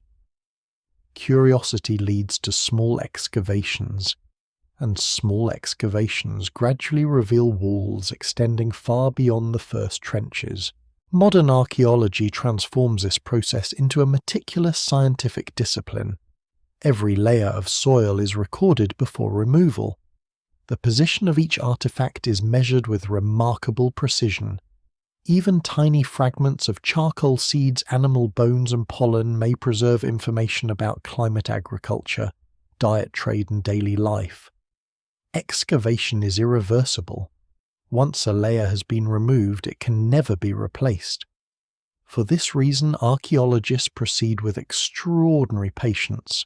The archives themselves often emerge only after weeks or months of careful work. A room containing hundreds of tablets may appear at first as little more than a concentration of hardened clay fragments. Many tablets are broken into dozens of pieces. Others remain fused together after centuries of pressure beneath collapsed roofs. Conservators spend years stabilizing, cleaning, and reconstructing these fragile documents before epigraphers can even begin reading their contents. Some discoveries fundamentally reshape historical understanding almost overnight. A previously unknown king appears in administrative records. A forgotten trading partner emerges through commercial correspondence.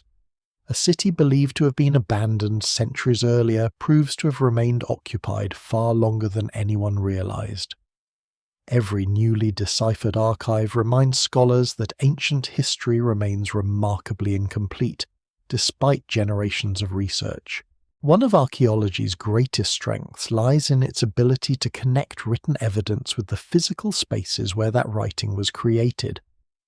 A grain inventory gains new meaning when excavators uncover the storage rooms it describes. A list of temple offerings becomes more vivid after the sanctuary itself emerges from beneath the soil. Administrative correspondence concerning canal repairs can be compared directly with surviving irrigation networks still visible across the surrounding landscape. This integration of text and material evidence allows researchers to reconstruct remarkably detailed snapshots of ancient life.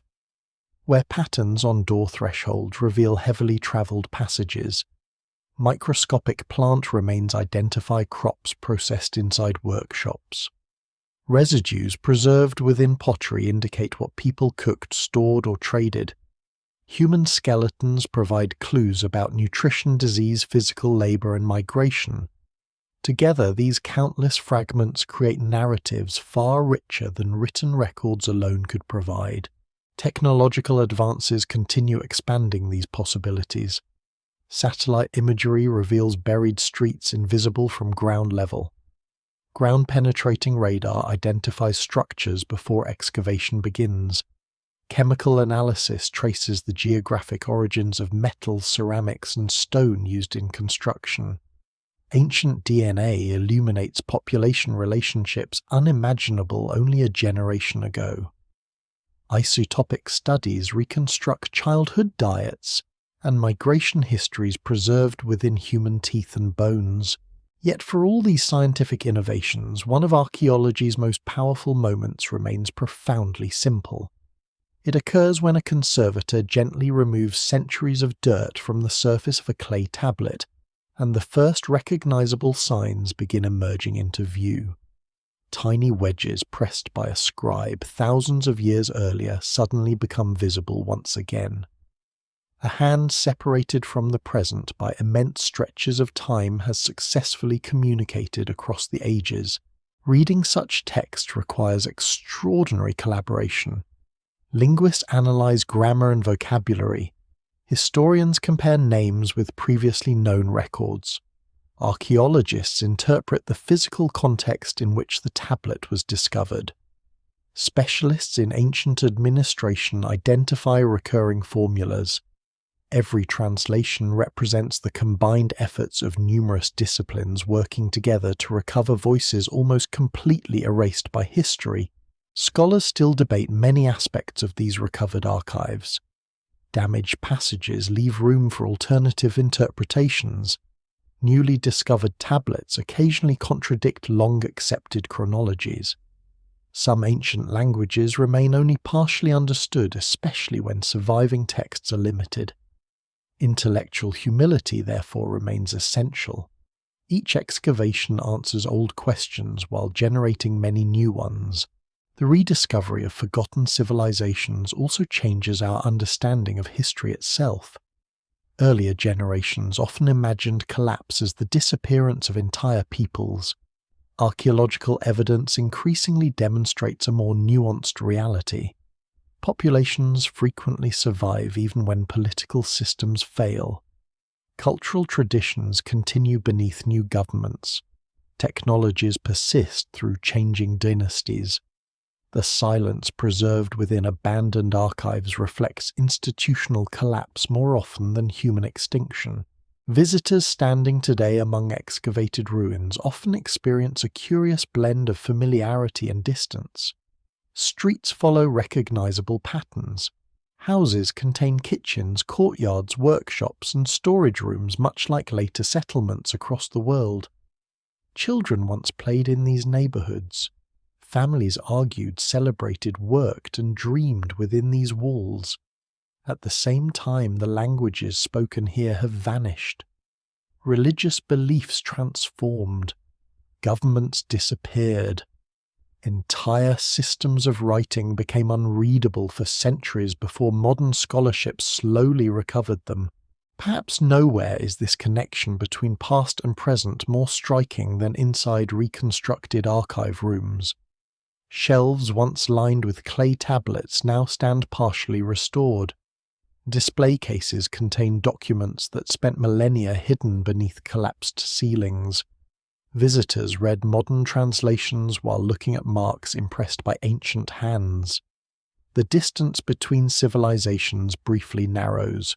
The final surviving words of that lost society no longer belong only to the people who first created them.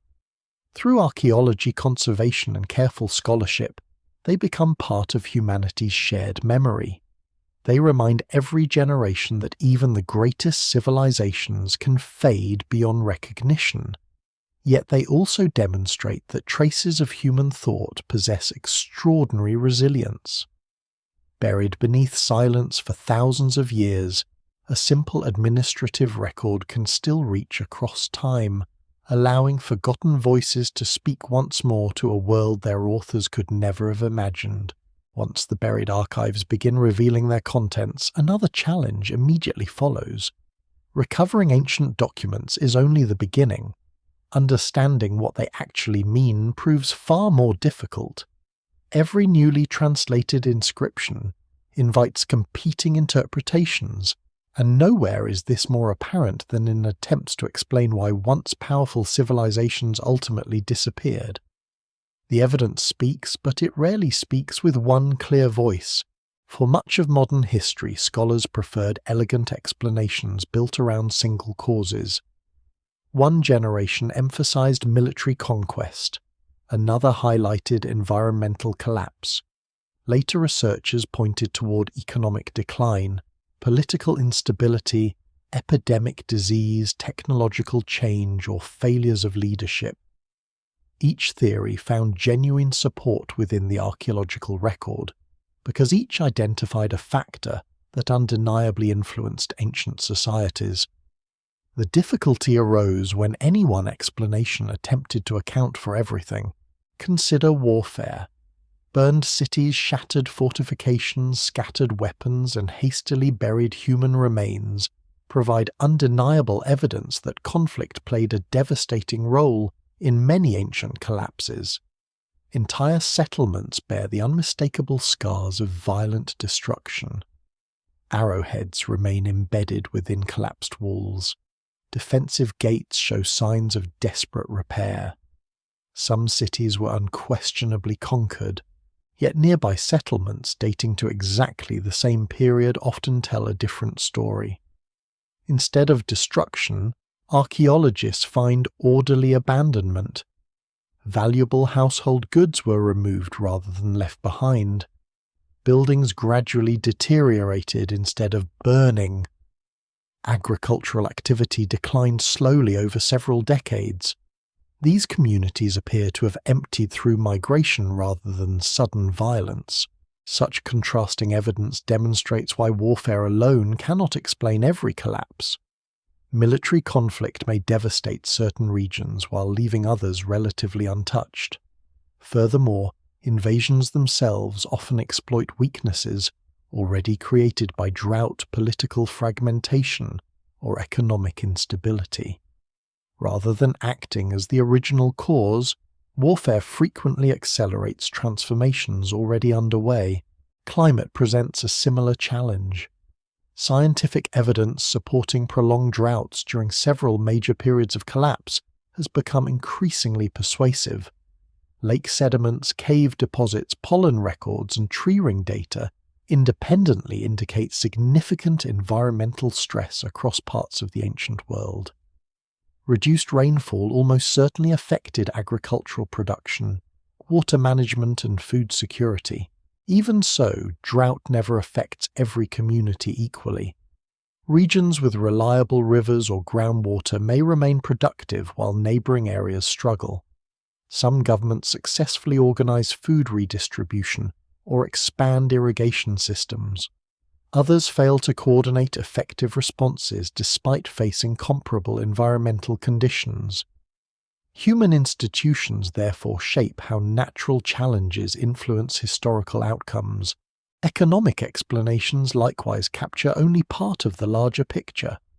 Long-distance trade undoubtedly created enormous prosperity throughout many ancient civilizations. Bronze production depended upon metals obtained from widely separated regions. Luxury goods circulated across thousands of kilometers. Merchant networks connected distant kingdoms through remarkably sophisticated commercial systems. When these networks weakened, consequences spread rapidly. Workshops lost access to essential raw materials. Ports handled fewer ships. Markets became less predictable. Prices fluctuated more dramatically. Yet local economies often continued functioning even after international commerce declined. Farmers still cultivated nearby fields. Potters produced vessels using local clay.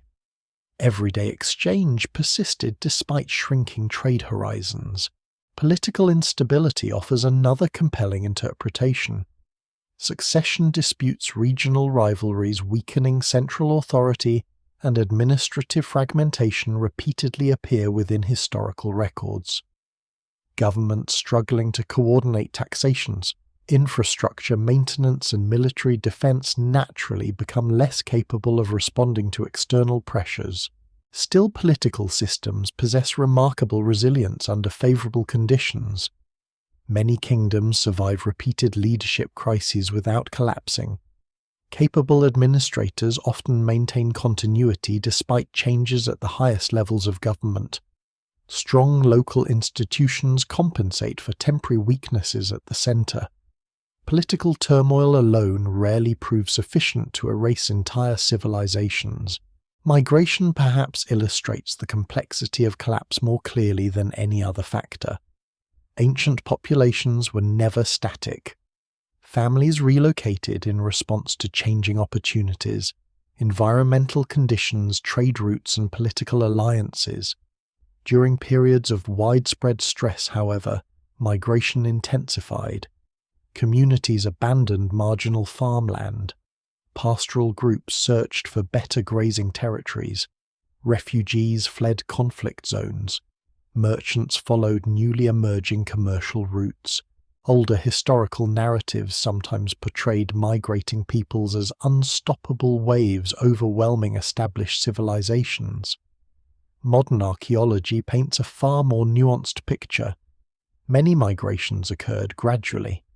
New arrivals frequently integrated with existing populations through trade marriage and cultural exchange rather than conquest. In other regions, competition over resources produced genuine conflict. Outcomes varied enormously according to local circumstances. Scholars still debate exactly how these different pressures interacted. Did prolonged drought weaken governments before invasions occurred? Did political fragmentation reduce the ability to maintain irrigation systems? Did declining trade undermine tax revenues needed for military defense? Or did several independent crises simply converge within the same historical period? Increasingly, researchers favor systems-based explanations, recognizing that complex societies resemble interconnected networks rather than isolated institutions. Agriculture depends upon climate, infrastructure, labor, and administration. Trade relies upon political stability, transportation, and security. Governments require economic resources to maintain public works. Religious institutions reinforce political legitimacy while also organizing social welfare. Weakness in one area gradually influences many others. This perspective helps explain why collapse often appears surprisingly sudden after long periods of apparent stability. For generations, institutions absorb individual challenges successfully. Drought follows abundance. Political disputes are resolved. Trade recovers after temporary disruption. The system remains flexible enough to compensate. Eventually, however, resilience begins diminishing. Reserve capacity shrinks. Every new problem requires greater effort than before. Solutions that once restored equilibrium now provide only temporary relief. Administrators work harder simply to preserve existing conditions. Outward stability conceals increasing internal strain. Modern comparisons sometimes describe this process using the image of a woven fabric. A single broken thread rarely destroys the cloth. Several damaged threads weaken it but remain manageable. As more connections fail, however, the entire structure becomes increasingly vulnerable. Eventually, even a relatively modest additional strain may produce rapid unraveling. The surviving archives quietly support this interpretation. Administrative records continue long after environmental pressures begin. Infrastructure repairs persist despite shrinking resources. Governments issue increasingly detailed instructions because they are actively trying to solve mounting problems. Far from indicating sudden incompetence, these documents reveal determined efforts to preserve order against increasingly unfavorable circumstances. Perhaps the most important lesson emerging from these competing explanations is intellectual humility. The archaeological record remains incomplete. New excavations regularly uncover evidence that reshapes accepted interpretations. Scientific techniques continue improving. Ancient DNA isotope analysis, climate reconstruction, and remote sensing reveal information unimaginable only decades ago. History remains an active field of discovery rather than a finished story. The final words of the civilization therefore resist simple conclusions just as they resisted simple endings. They survive not as definitive explanations but as fragments within a much larger mosaic. Together with ruined cities, abandoned fields, changing climates, shifting trade routes, and migrating populations, they remind us that the disappearance of great civilizations rarely follows a single path. Instead, it emerges through countless interconnected choices, natural forces, and historical accidents, whose combined weight gradually carries an entire world beyond the reach of its own memory, leaving later generations to reconstruct its story one careful piece at a time. When people speak of a civilization disappearing, the image that often comes to mind is absolute emptiness. Great cities stand abandoned, palaces crumble into dust, temples lose their priests, languages fall silent. It is a powerful image, but archaeology increasingly reveals that it is also incomplete. Civilizations collapse, empires dissolve, governments fail, yet people almost always continue. They carry memories, customs, skills, and beliefs into new landscapes, ensuring that even after a political world has ended, much of its cultural life quietly survives. The evidence for this continuity appears in unexpected places. A style of pottery continues long after the kingdom that first popularized it has vanished. Agricultural techniques developed centuries earlier remain in use across villages now governed by entirely different rulers. Metalworking traditions pass from master to apprentice without interruption, even as dynasties rise and fall around them. Daily life proves remarkably resistant to political change. Archaeological excavations frequently uncover this persistence layer by layer. Beneath the destruction of monumental architecture, ordinary homes often reveal gradual adaptation rather than abrupt disappearance. Kitchens continue operating. Storage jars remain carefully maintained. Loom weights used in textile production appear generation after generation. Grinding stones show centuries of continuous use. These humble objects tell a quieter story than burned palaces, yet they may capture the lived experience of most people far more accurately. Migration becomes one of the principal ways civilizations preserve themselves without realizing it. Families forced to leave declining cities seldom abandon everything they know. They carry seeds selected over generations, construction techniques suited to familiar climates, methods of irrigation recipes, songs, religious customs, and practical knowledge accumulated through countless seasons of experience. Even when written records cease, these forms of memory continue moving across landscapes with remarkable resilience. Modern genetic research has strengthened this understanding. Ancient DNA demonstrates that populations often remain more continuous than earlier historians assumed. Political identities change, borders shift, languages evolve. Yet the people themselves frequently represent mixtures of older communities, adapting to new circumstances rather than complete replacements by entirely different populations. Human history resembles a river changing course more than a series of disconnected lakes. Language provides another fascinating example of survival through transformation. Official administrative scripts may disappear from use after centralized governments collapse, but spoken languages rarely vanish overnight. Instead, they evolve, gradually absorbing new vocabulary, changing pronunciation, and adapting to different political realities. Later writing systems often preserve traces of older linguistic traditions hidden beneath newer forms. Religious belief follows a similarly complex path. Monumental temples may fall into ruin, yet sacred landscapes retain their significance. Springs, mountains, ancient trees, and ceremonial sites often remain places of reverence, even after formal priesthoods disappear. New religions sometimes incorporate older sacred locations rather than replacing them entirely. Ancient symbols acquire new meanings while preserving connections to forgotten traditions. Scholars still debate how consciously people recognize these inheritances. A farmer teaching irrigation methods to a child may have little awareness that the techniques originated centuries earlier under rulers whose names have already faded from memory.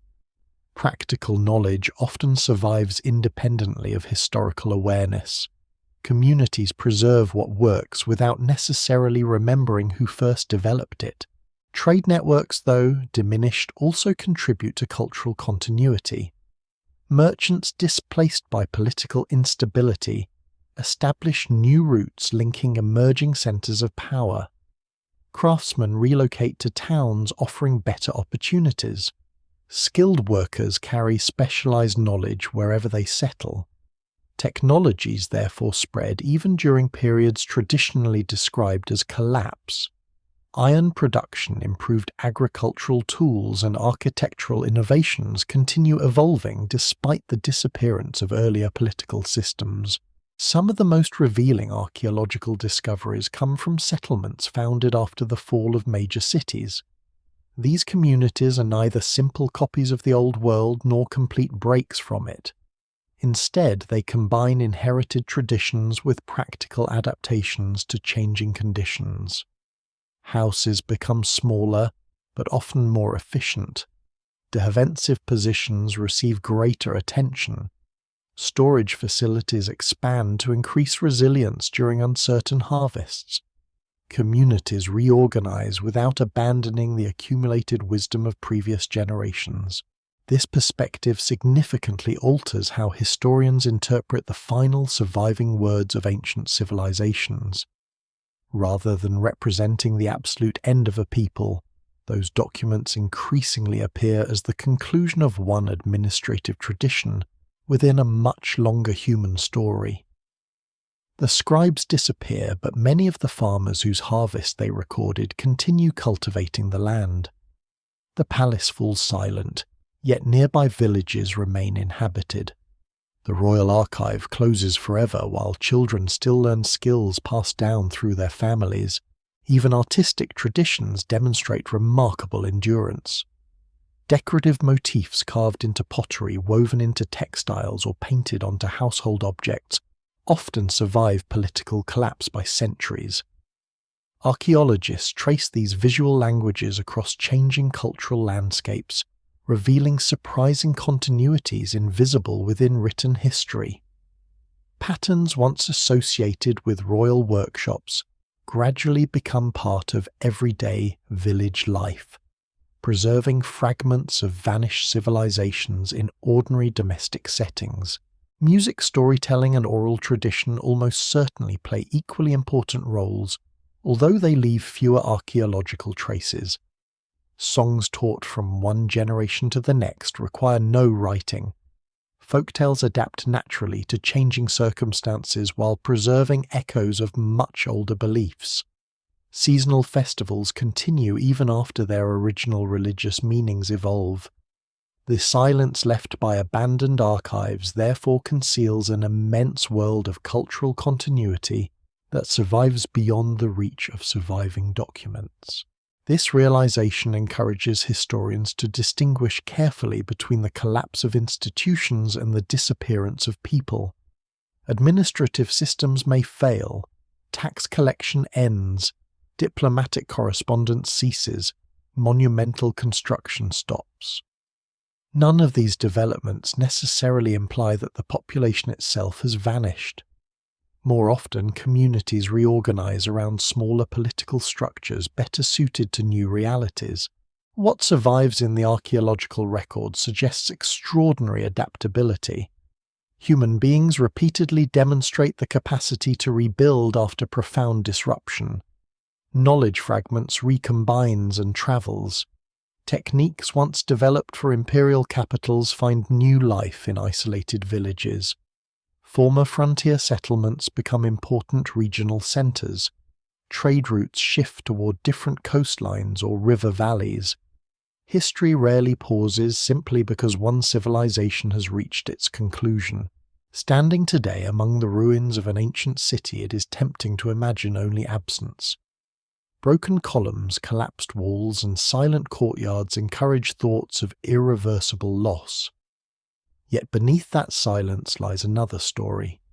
Many descendants of those who once walked these streets almost certainly continued living elsewhere.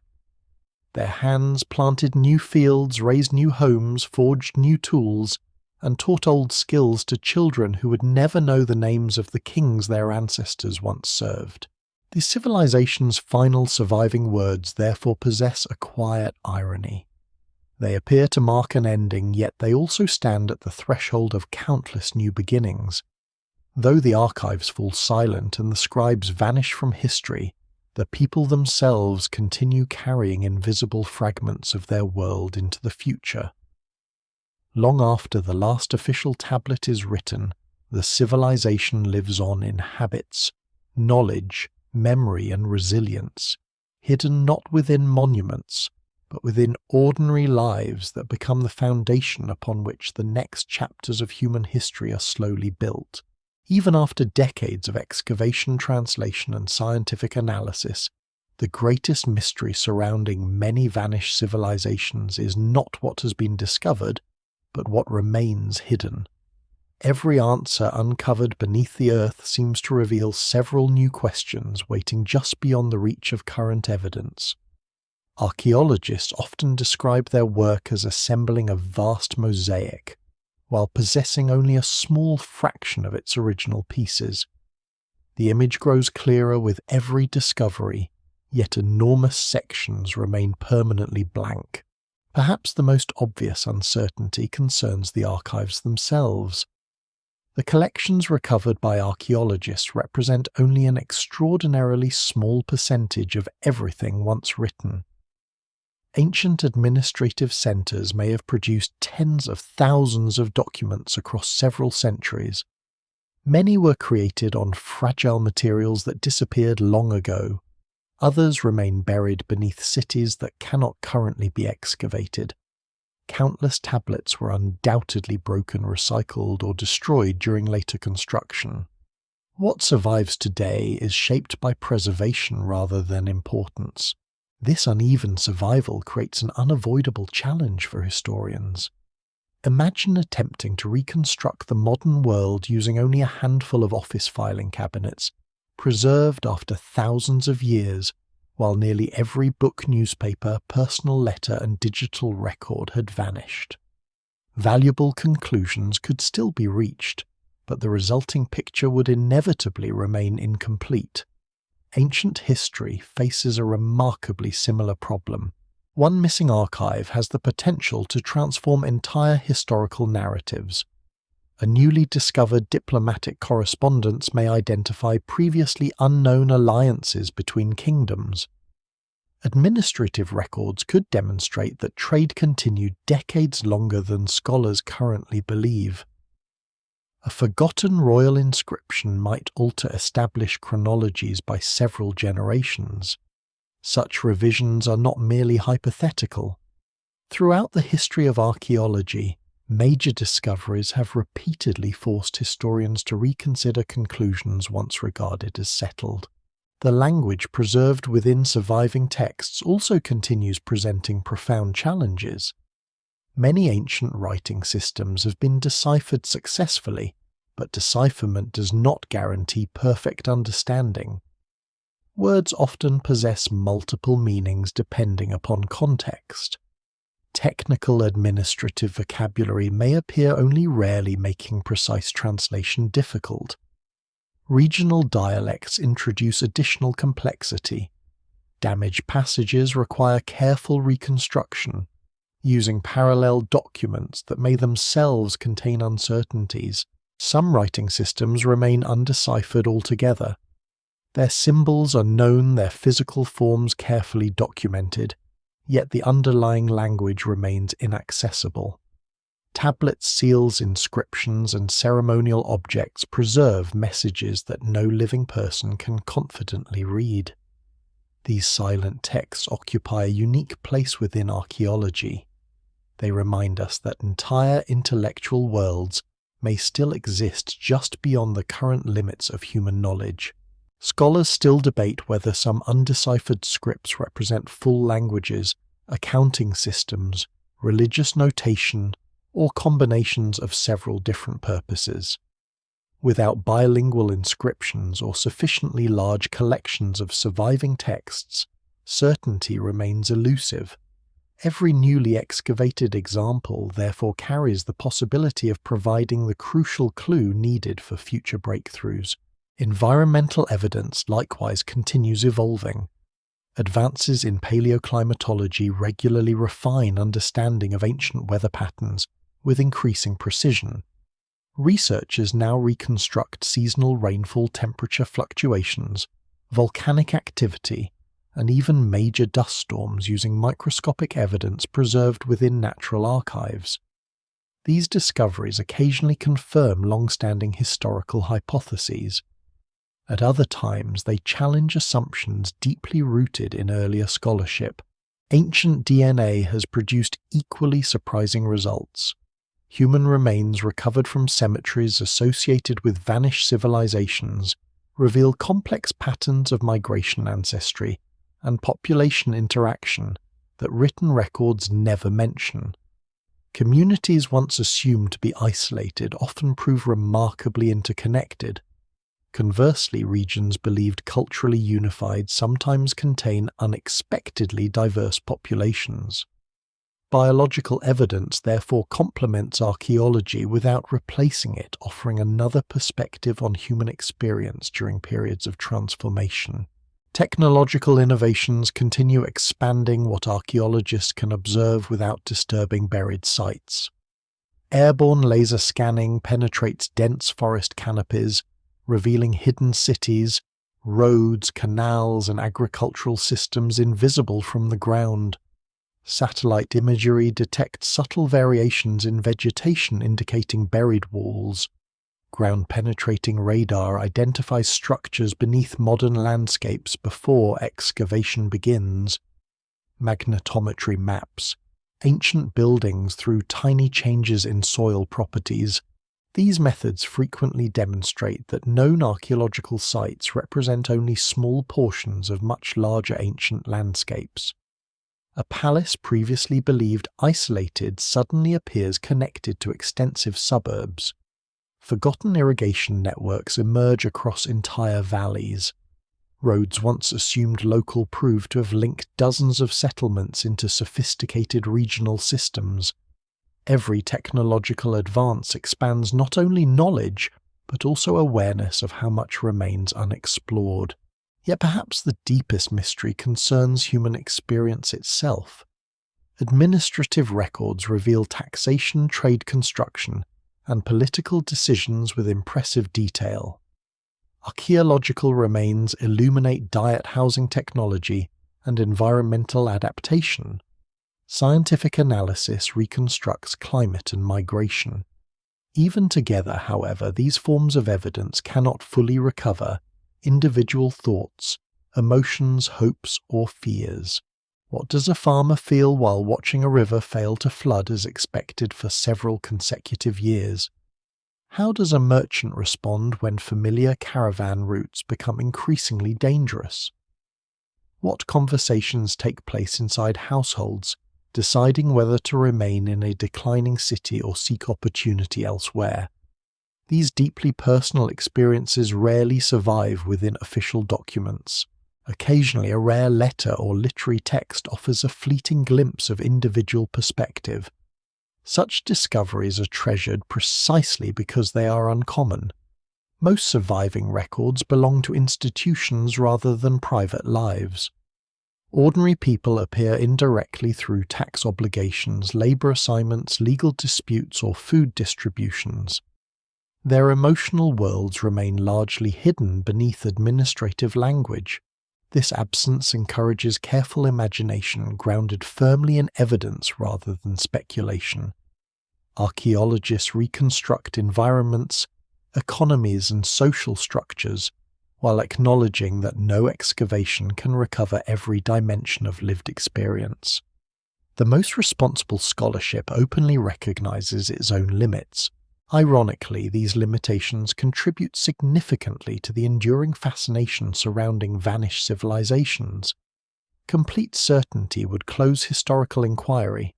Unanswered questions instead invite each generation to continue searching. Young archaeologists enter the field knowing that discoveries made during their careers may overturn ideas accepted by their teachers. Science advances precisely because knowledge remains unfinished.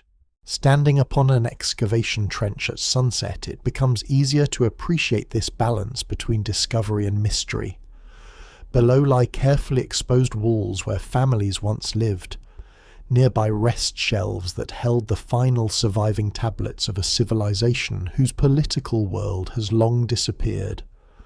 Around them stretch countless square meters of untouched earth still concealing unknown stories. Beyond the excavation itself extend entire regions awaiting future research.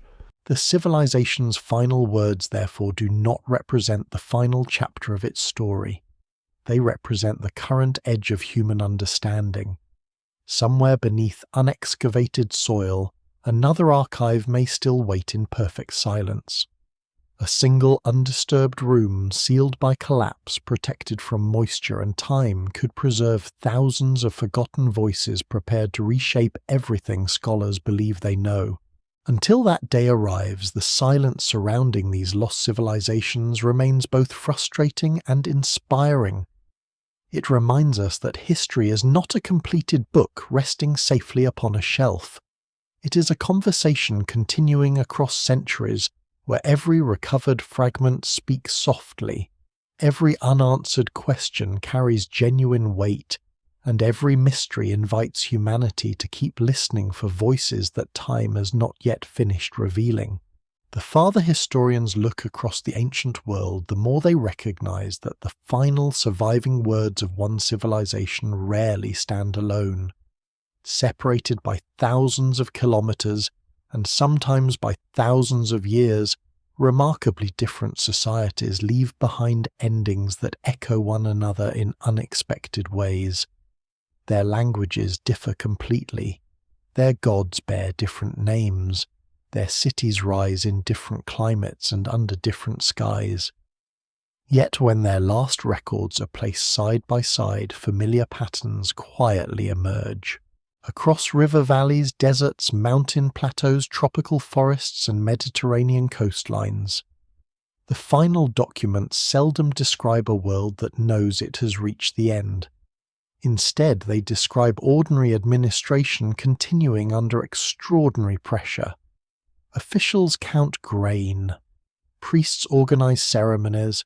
Merchants record deliveries. Governors request assistance.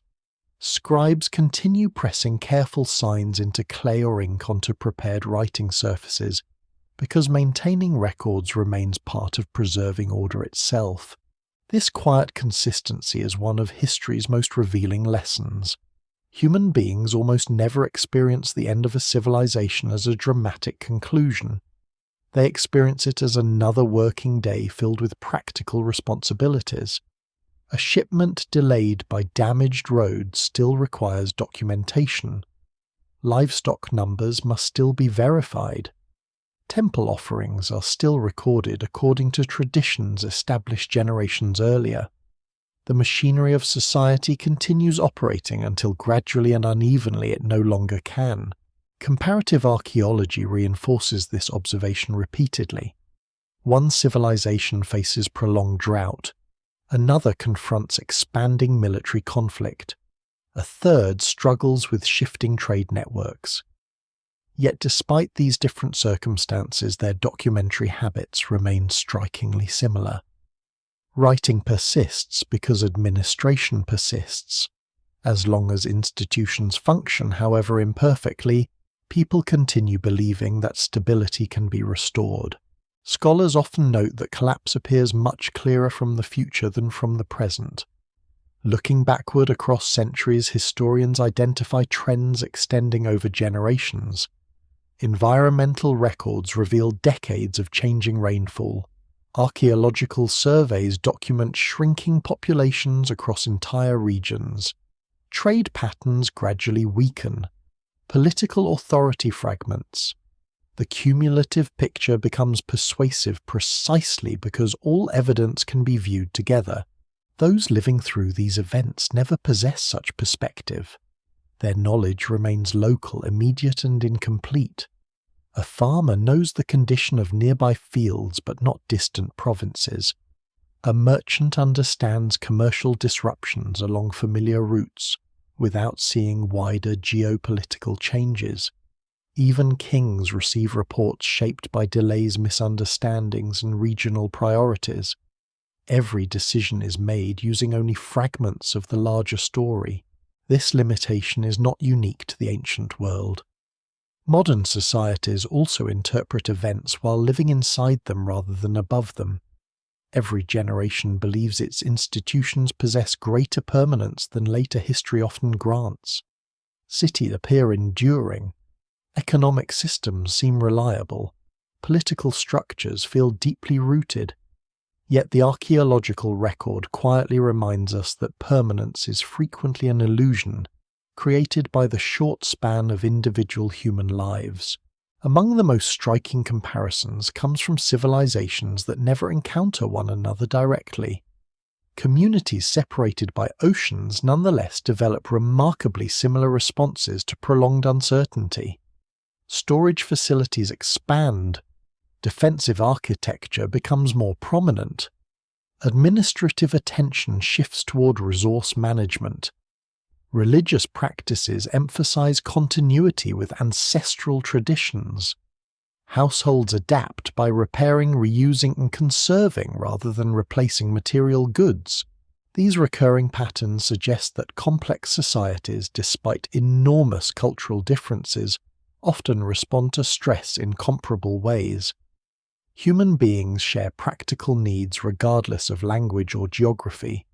Food must still be produced. Water must still be managed. Families must still cooperate. Communities continue searching for stability using whatever institutions remain available. At the same time, every civilization retains unique characteristics that resist broad generalization. Some recover after periods of profound disruption. Others fragment permanently into smaller political units. Certain writing systems disappear entirely, while others evolve into new literary traditions. Trade routes shift rather than vanish. Religious beliefs transform without losing their deepest symbolic foundations. No universal formula governs historical change. What survives in the record therefore encourages both comparison and caution. Similar patterns illuminate common human experiences, but differences remain equally important. Scholars continue debating how much weight should be given to climate leadership technology, migration ideology, or geography in each individual case. These debates strengthen historical understanding because they prevent overly simple conclusions from replacing careful analysis.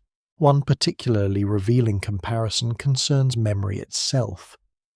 After political collapse, later generations often encounter the monumental remains of earlier civilizations without fully understanding who built them.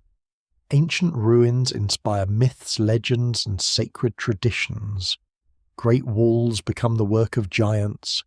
Deserted temples acquire supernatural associations. Forgotten cities enter folklore long before archaeology restores their historical identities. This process demonstrates that civilizations do not disappear only from the physical landscape. They also vanish from cultural memory. Languages evolve until inscriptions become unreadable. Place names change. Genealogies fade. Oral traditions simplify complex histories into symbolic narratives. By the time modern archaeologists begin excavating, many sites have already experienced centuries of reinterpretation by later communities. Yet memory never disappears completely. It survives in unexpected forms. Agricultural terraces remain useful long after their builders are forgotten. Ancient roads continue guiding travelers across mountain passes. Irrigation canals are repaired and reused by entirely different societies. Sacred hills retain ceremonial importance despite changing religious beliefs. Material landscapes preserve continuity even when written history falls silent. Standing amid these recurring patterns, the final surviving words of one civilization begin to represent something larger than a single historical event. They become part of a shared human experience extending across continents and millennia. Every archive ending abruptly, every unfinished inventory, every unanswered letter contributes another fragment to a much broader story about resilience, adaptation, and impermanence. The scribes who created these records never imagined they were preserving universal lessons. They sought only to perform their duties faithfully within the world they understood. Nevertheless, by continuing their work until the institution surrounding them could function no longer, they unintentionally left future generations one of history's most profound gifts. Their ordinary documents reveal extraordinary truths about how civilizations endure, how they weaken, and how they quietly pass from living reality into archaeological memory. As evening settles once more across the abandoned city, the silence no longer feels entirely empty. Beneath layers of earth rest countless voices joined by others from distant civilizations separated by oceans and centuries. Together they remind humanity that, while every civilization speaks with its own language, its own beliefs and its own achievements, the final rhythm of its written memory often sounds remarkably familiar. A calm, methodical attempt to preserve order until the very last page history allows it to write. At the edge of every ancient archive lies a moment that no one recognizes while it is happening. A scribe finishes a document, smooths the remaining clay, and places the tablet among hundreds of others. A seal is pressed into its surface with practiced precision. An official nods in approval before turning to the next task waiting on the desk.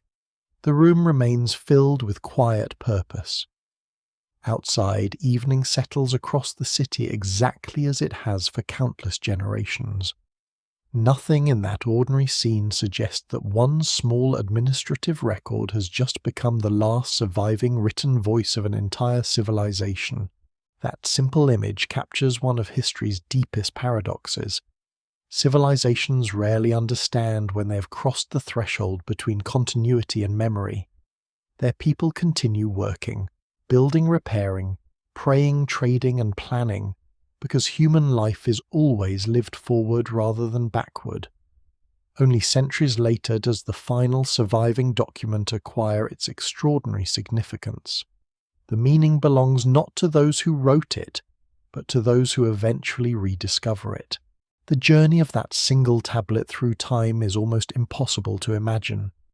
Buildings collapse around it, roof beams rot and fall, thick layers of mud brick dissolve into compact earth, floods deposit fresh sediment, wind carries dust across abandoned streets. Vegetation slowly takes root where markets once echoed with conversation. Kingdoms rise upon neighbouring landscapes before disappearing in turn. New languages spread across regions where the old script becomes completely forgotten. All the while the tablet waits. It waits through centuries of silence without knowing that silence exists. It waits while religions transform coastlines, shift forests, expand and retreat, and generations succeed one another without any awareness that an archive lies sleeping beneath their feet. The civilization that created it vanishes from living memory so thoroughly that even its name may disappear. Legends replace history, myths replace administrative records. The practical concerns once carefully impressed into damp clay become invisible beneath the immense weight of passing time. Then, almost by accident, another civilization begins asking questions. Archaeologists arrive carrying tools unlike anything the ancient scribes could have imagined. Instead of bronze chisels or reed styluses, they bring measuring instruments, brushes, cameras, notebooks, satellite imagery, chemical analysis, and digital mapping systems. Yet despite every technological advance, the essential act remains remarkably similar. One human being attempts to understand another through marks intentionally left behind. When the buried tablet finally emerges into daylight again, thousands of years have passed. The language it contains is no longer spoken. The government it served has vanished. The taxes it recorded no longer matter. The shipment of grain it described has long since been consumed. Every immediate purpose that justified its creation has disappeared completely, and yet the document has acquired a new purpose far greater than the original one. It becomes evidence. It becomes memory. It becomes proof that ordinary people once organized harvests, resolved disputes, maintained roads, worshipped according to familiar customs, worried about delayed deliveries, repaired irrigation canals, counted livestock, and believed that tomorrow would resemble today. In preserving the routine, the tablet unintentionally preserves humanity itself. Perhaps this explains why historians often feel a profound sense of connection when reading these ancient records. The details differ enormously from modern life, yet the underlying concerns remain surprisingly recognizable.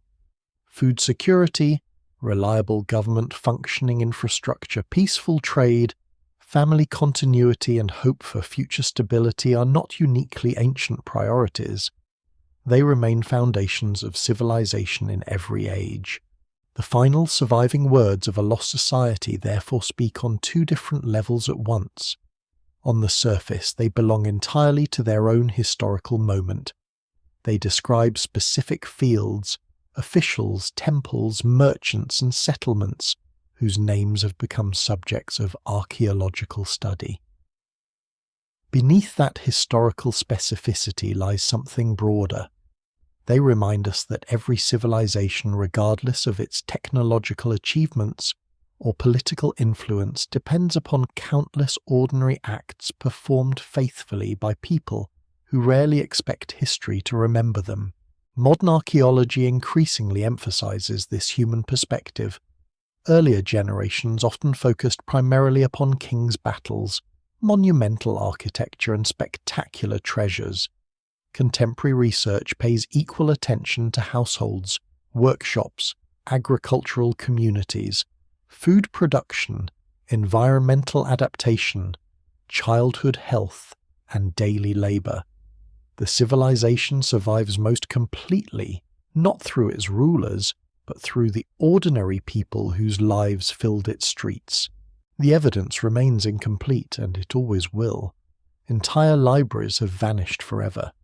Countless voices were never written down. Many archaeological sites remain inaccessible beneath modern cities or unexplored landscapes. Future discoveries will almost certainly revise some conclusions presented today. This uncertainty is not a weakness of historical scholarship, but one of its greatest strengths. It keeps inquiry alive, encouraging every generation to question, test, and refine what it believes it knows.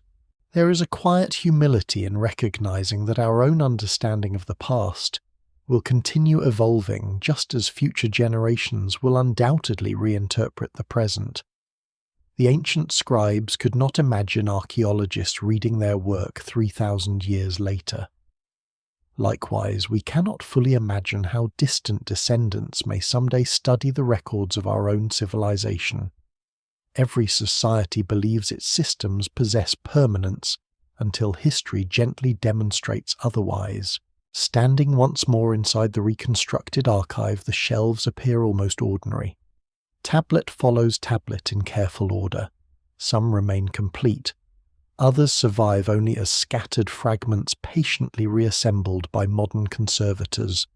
Together they form a conversation interrupted not by choice but by time itself. Beyond the archive walls lie abandoned streets where footsteps no longer sound. Temple courtyards stand open to the sky. Houses that once sheltered generations have become foundations traced carefully by excavation. Irrigation canals survive as faint lines across the landscape. Fields once feeding thousands return gradually to grasses, shrubs, and scattered trees. Nature does not celebrate the passing of civilizations, it simply continues. Yet the civilization has not disappeared completely. Its monuments may have fallen, its political institutions may have dissolved, its language may have required centuries to decipher. Even so, its final surviving words continue reaching across immense distances of time, reminding humanity that memory is often preserved not by the grandest achievements, but by the smallest traces left behind, with no expectation that anyone beyond tomorrow would ever read them. The last sentence written by that forgotten scribe was never intended to become immortal. History simply refused to let it disappear. The Earth has remarkable patience. It never hurries to erase what humanity builds, nor does it rush to reveal what it has hidden. Stone softens beneath rain. Mud brick slowly returns to dust. Rivers alter their courses almost imperceptibly. Forests reclaim abandoned terraces one season at a time. Deserts advance grain by grain. Long after the voices have faded and the last fires have gone cold, the landscape continues its quiet work preserving fragments, while allowing almost everything else to disappear. For those who study the ancient world, this slow rhythm offers an enduring perspective. Every civilization believes at least for a while that its cities will remain filled with life, that its laws will guide future generations, and that its language will always be understood. Such confidence is neither foolish nor unusual. It is part of what allows people to build monumental temples, dig vast irrigation canals, establish trade routes across continents, and raise families with faith in tomorrow. Yet history tells a gentler truth. Civilizations are not immortal. They grow through countless ordinary acts of cooperation, adapt through periods of hardship, and sometimes fade when the burdens placed upon them become greater than even the strongest institutions can bear. Their endings are rarely clean or absolute. More often they dissolve into the lives of those who survive them. Skills continue, traditions evolve. Children inherit knowledge without always knowing how ancient its roots truly are. The final surviving words of a forgotten civilization therefore become something more than historical evidence. They become a quiet reminder that behind every empire, every kingdom, and every celebrated monument stand ordinary people whose names are almost always lost. Farmers watching the changing seasons, craftsmen shaping stone and metal, merchants following distant roads, scribes patiently pressing careful signs into damp clay, believing they are recording nothing more than another ordinary day. Perhaps that is why those weathered tablets continue to feel so strangely alive. They were never written for glory. They sought no audience beyond their own generation. And yet through an extraordinary chain of chance preservation, curiosity and scholarship, they crossed thousands of years to reach another world entirely. Somewhere beneath deserts still unexplored, beneath forests that conceal forgotten cities, or beneath modern streets built over ancient foundations, other archives almost certainly remain undisturbed. Their shelves still rest in darkness. Their final messages still wait in silence. Whether they are uncovered next year or centuries from now, they will remind future generations of the same enduring lesson, that history is never completely lost as long as even a single voice remains waiting beneath the earth. As daylight slowly fades over the ruins, the broken walls cast long shadows across stones once worn smooth by countless footsteps. The wind moves gently through empty doorways where conversations ended thousands of years ago. The city is silent now, but not forgotten. Its final words still endure, carrying across the immense distance between ancient hands and modern eyes, asking for nothing except to be remembered for a little while longer before time continues its endless patient journey.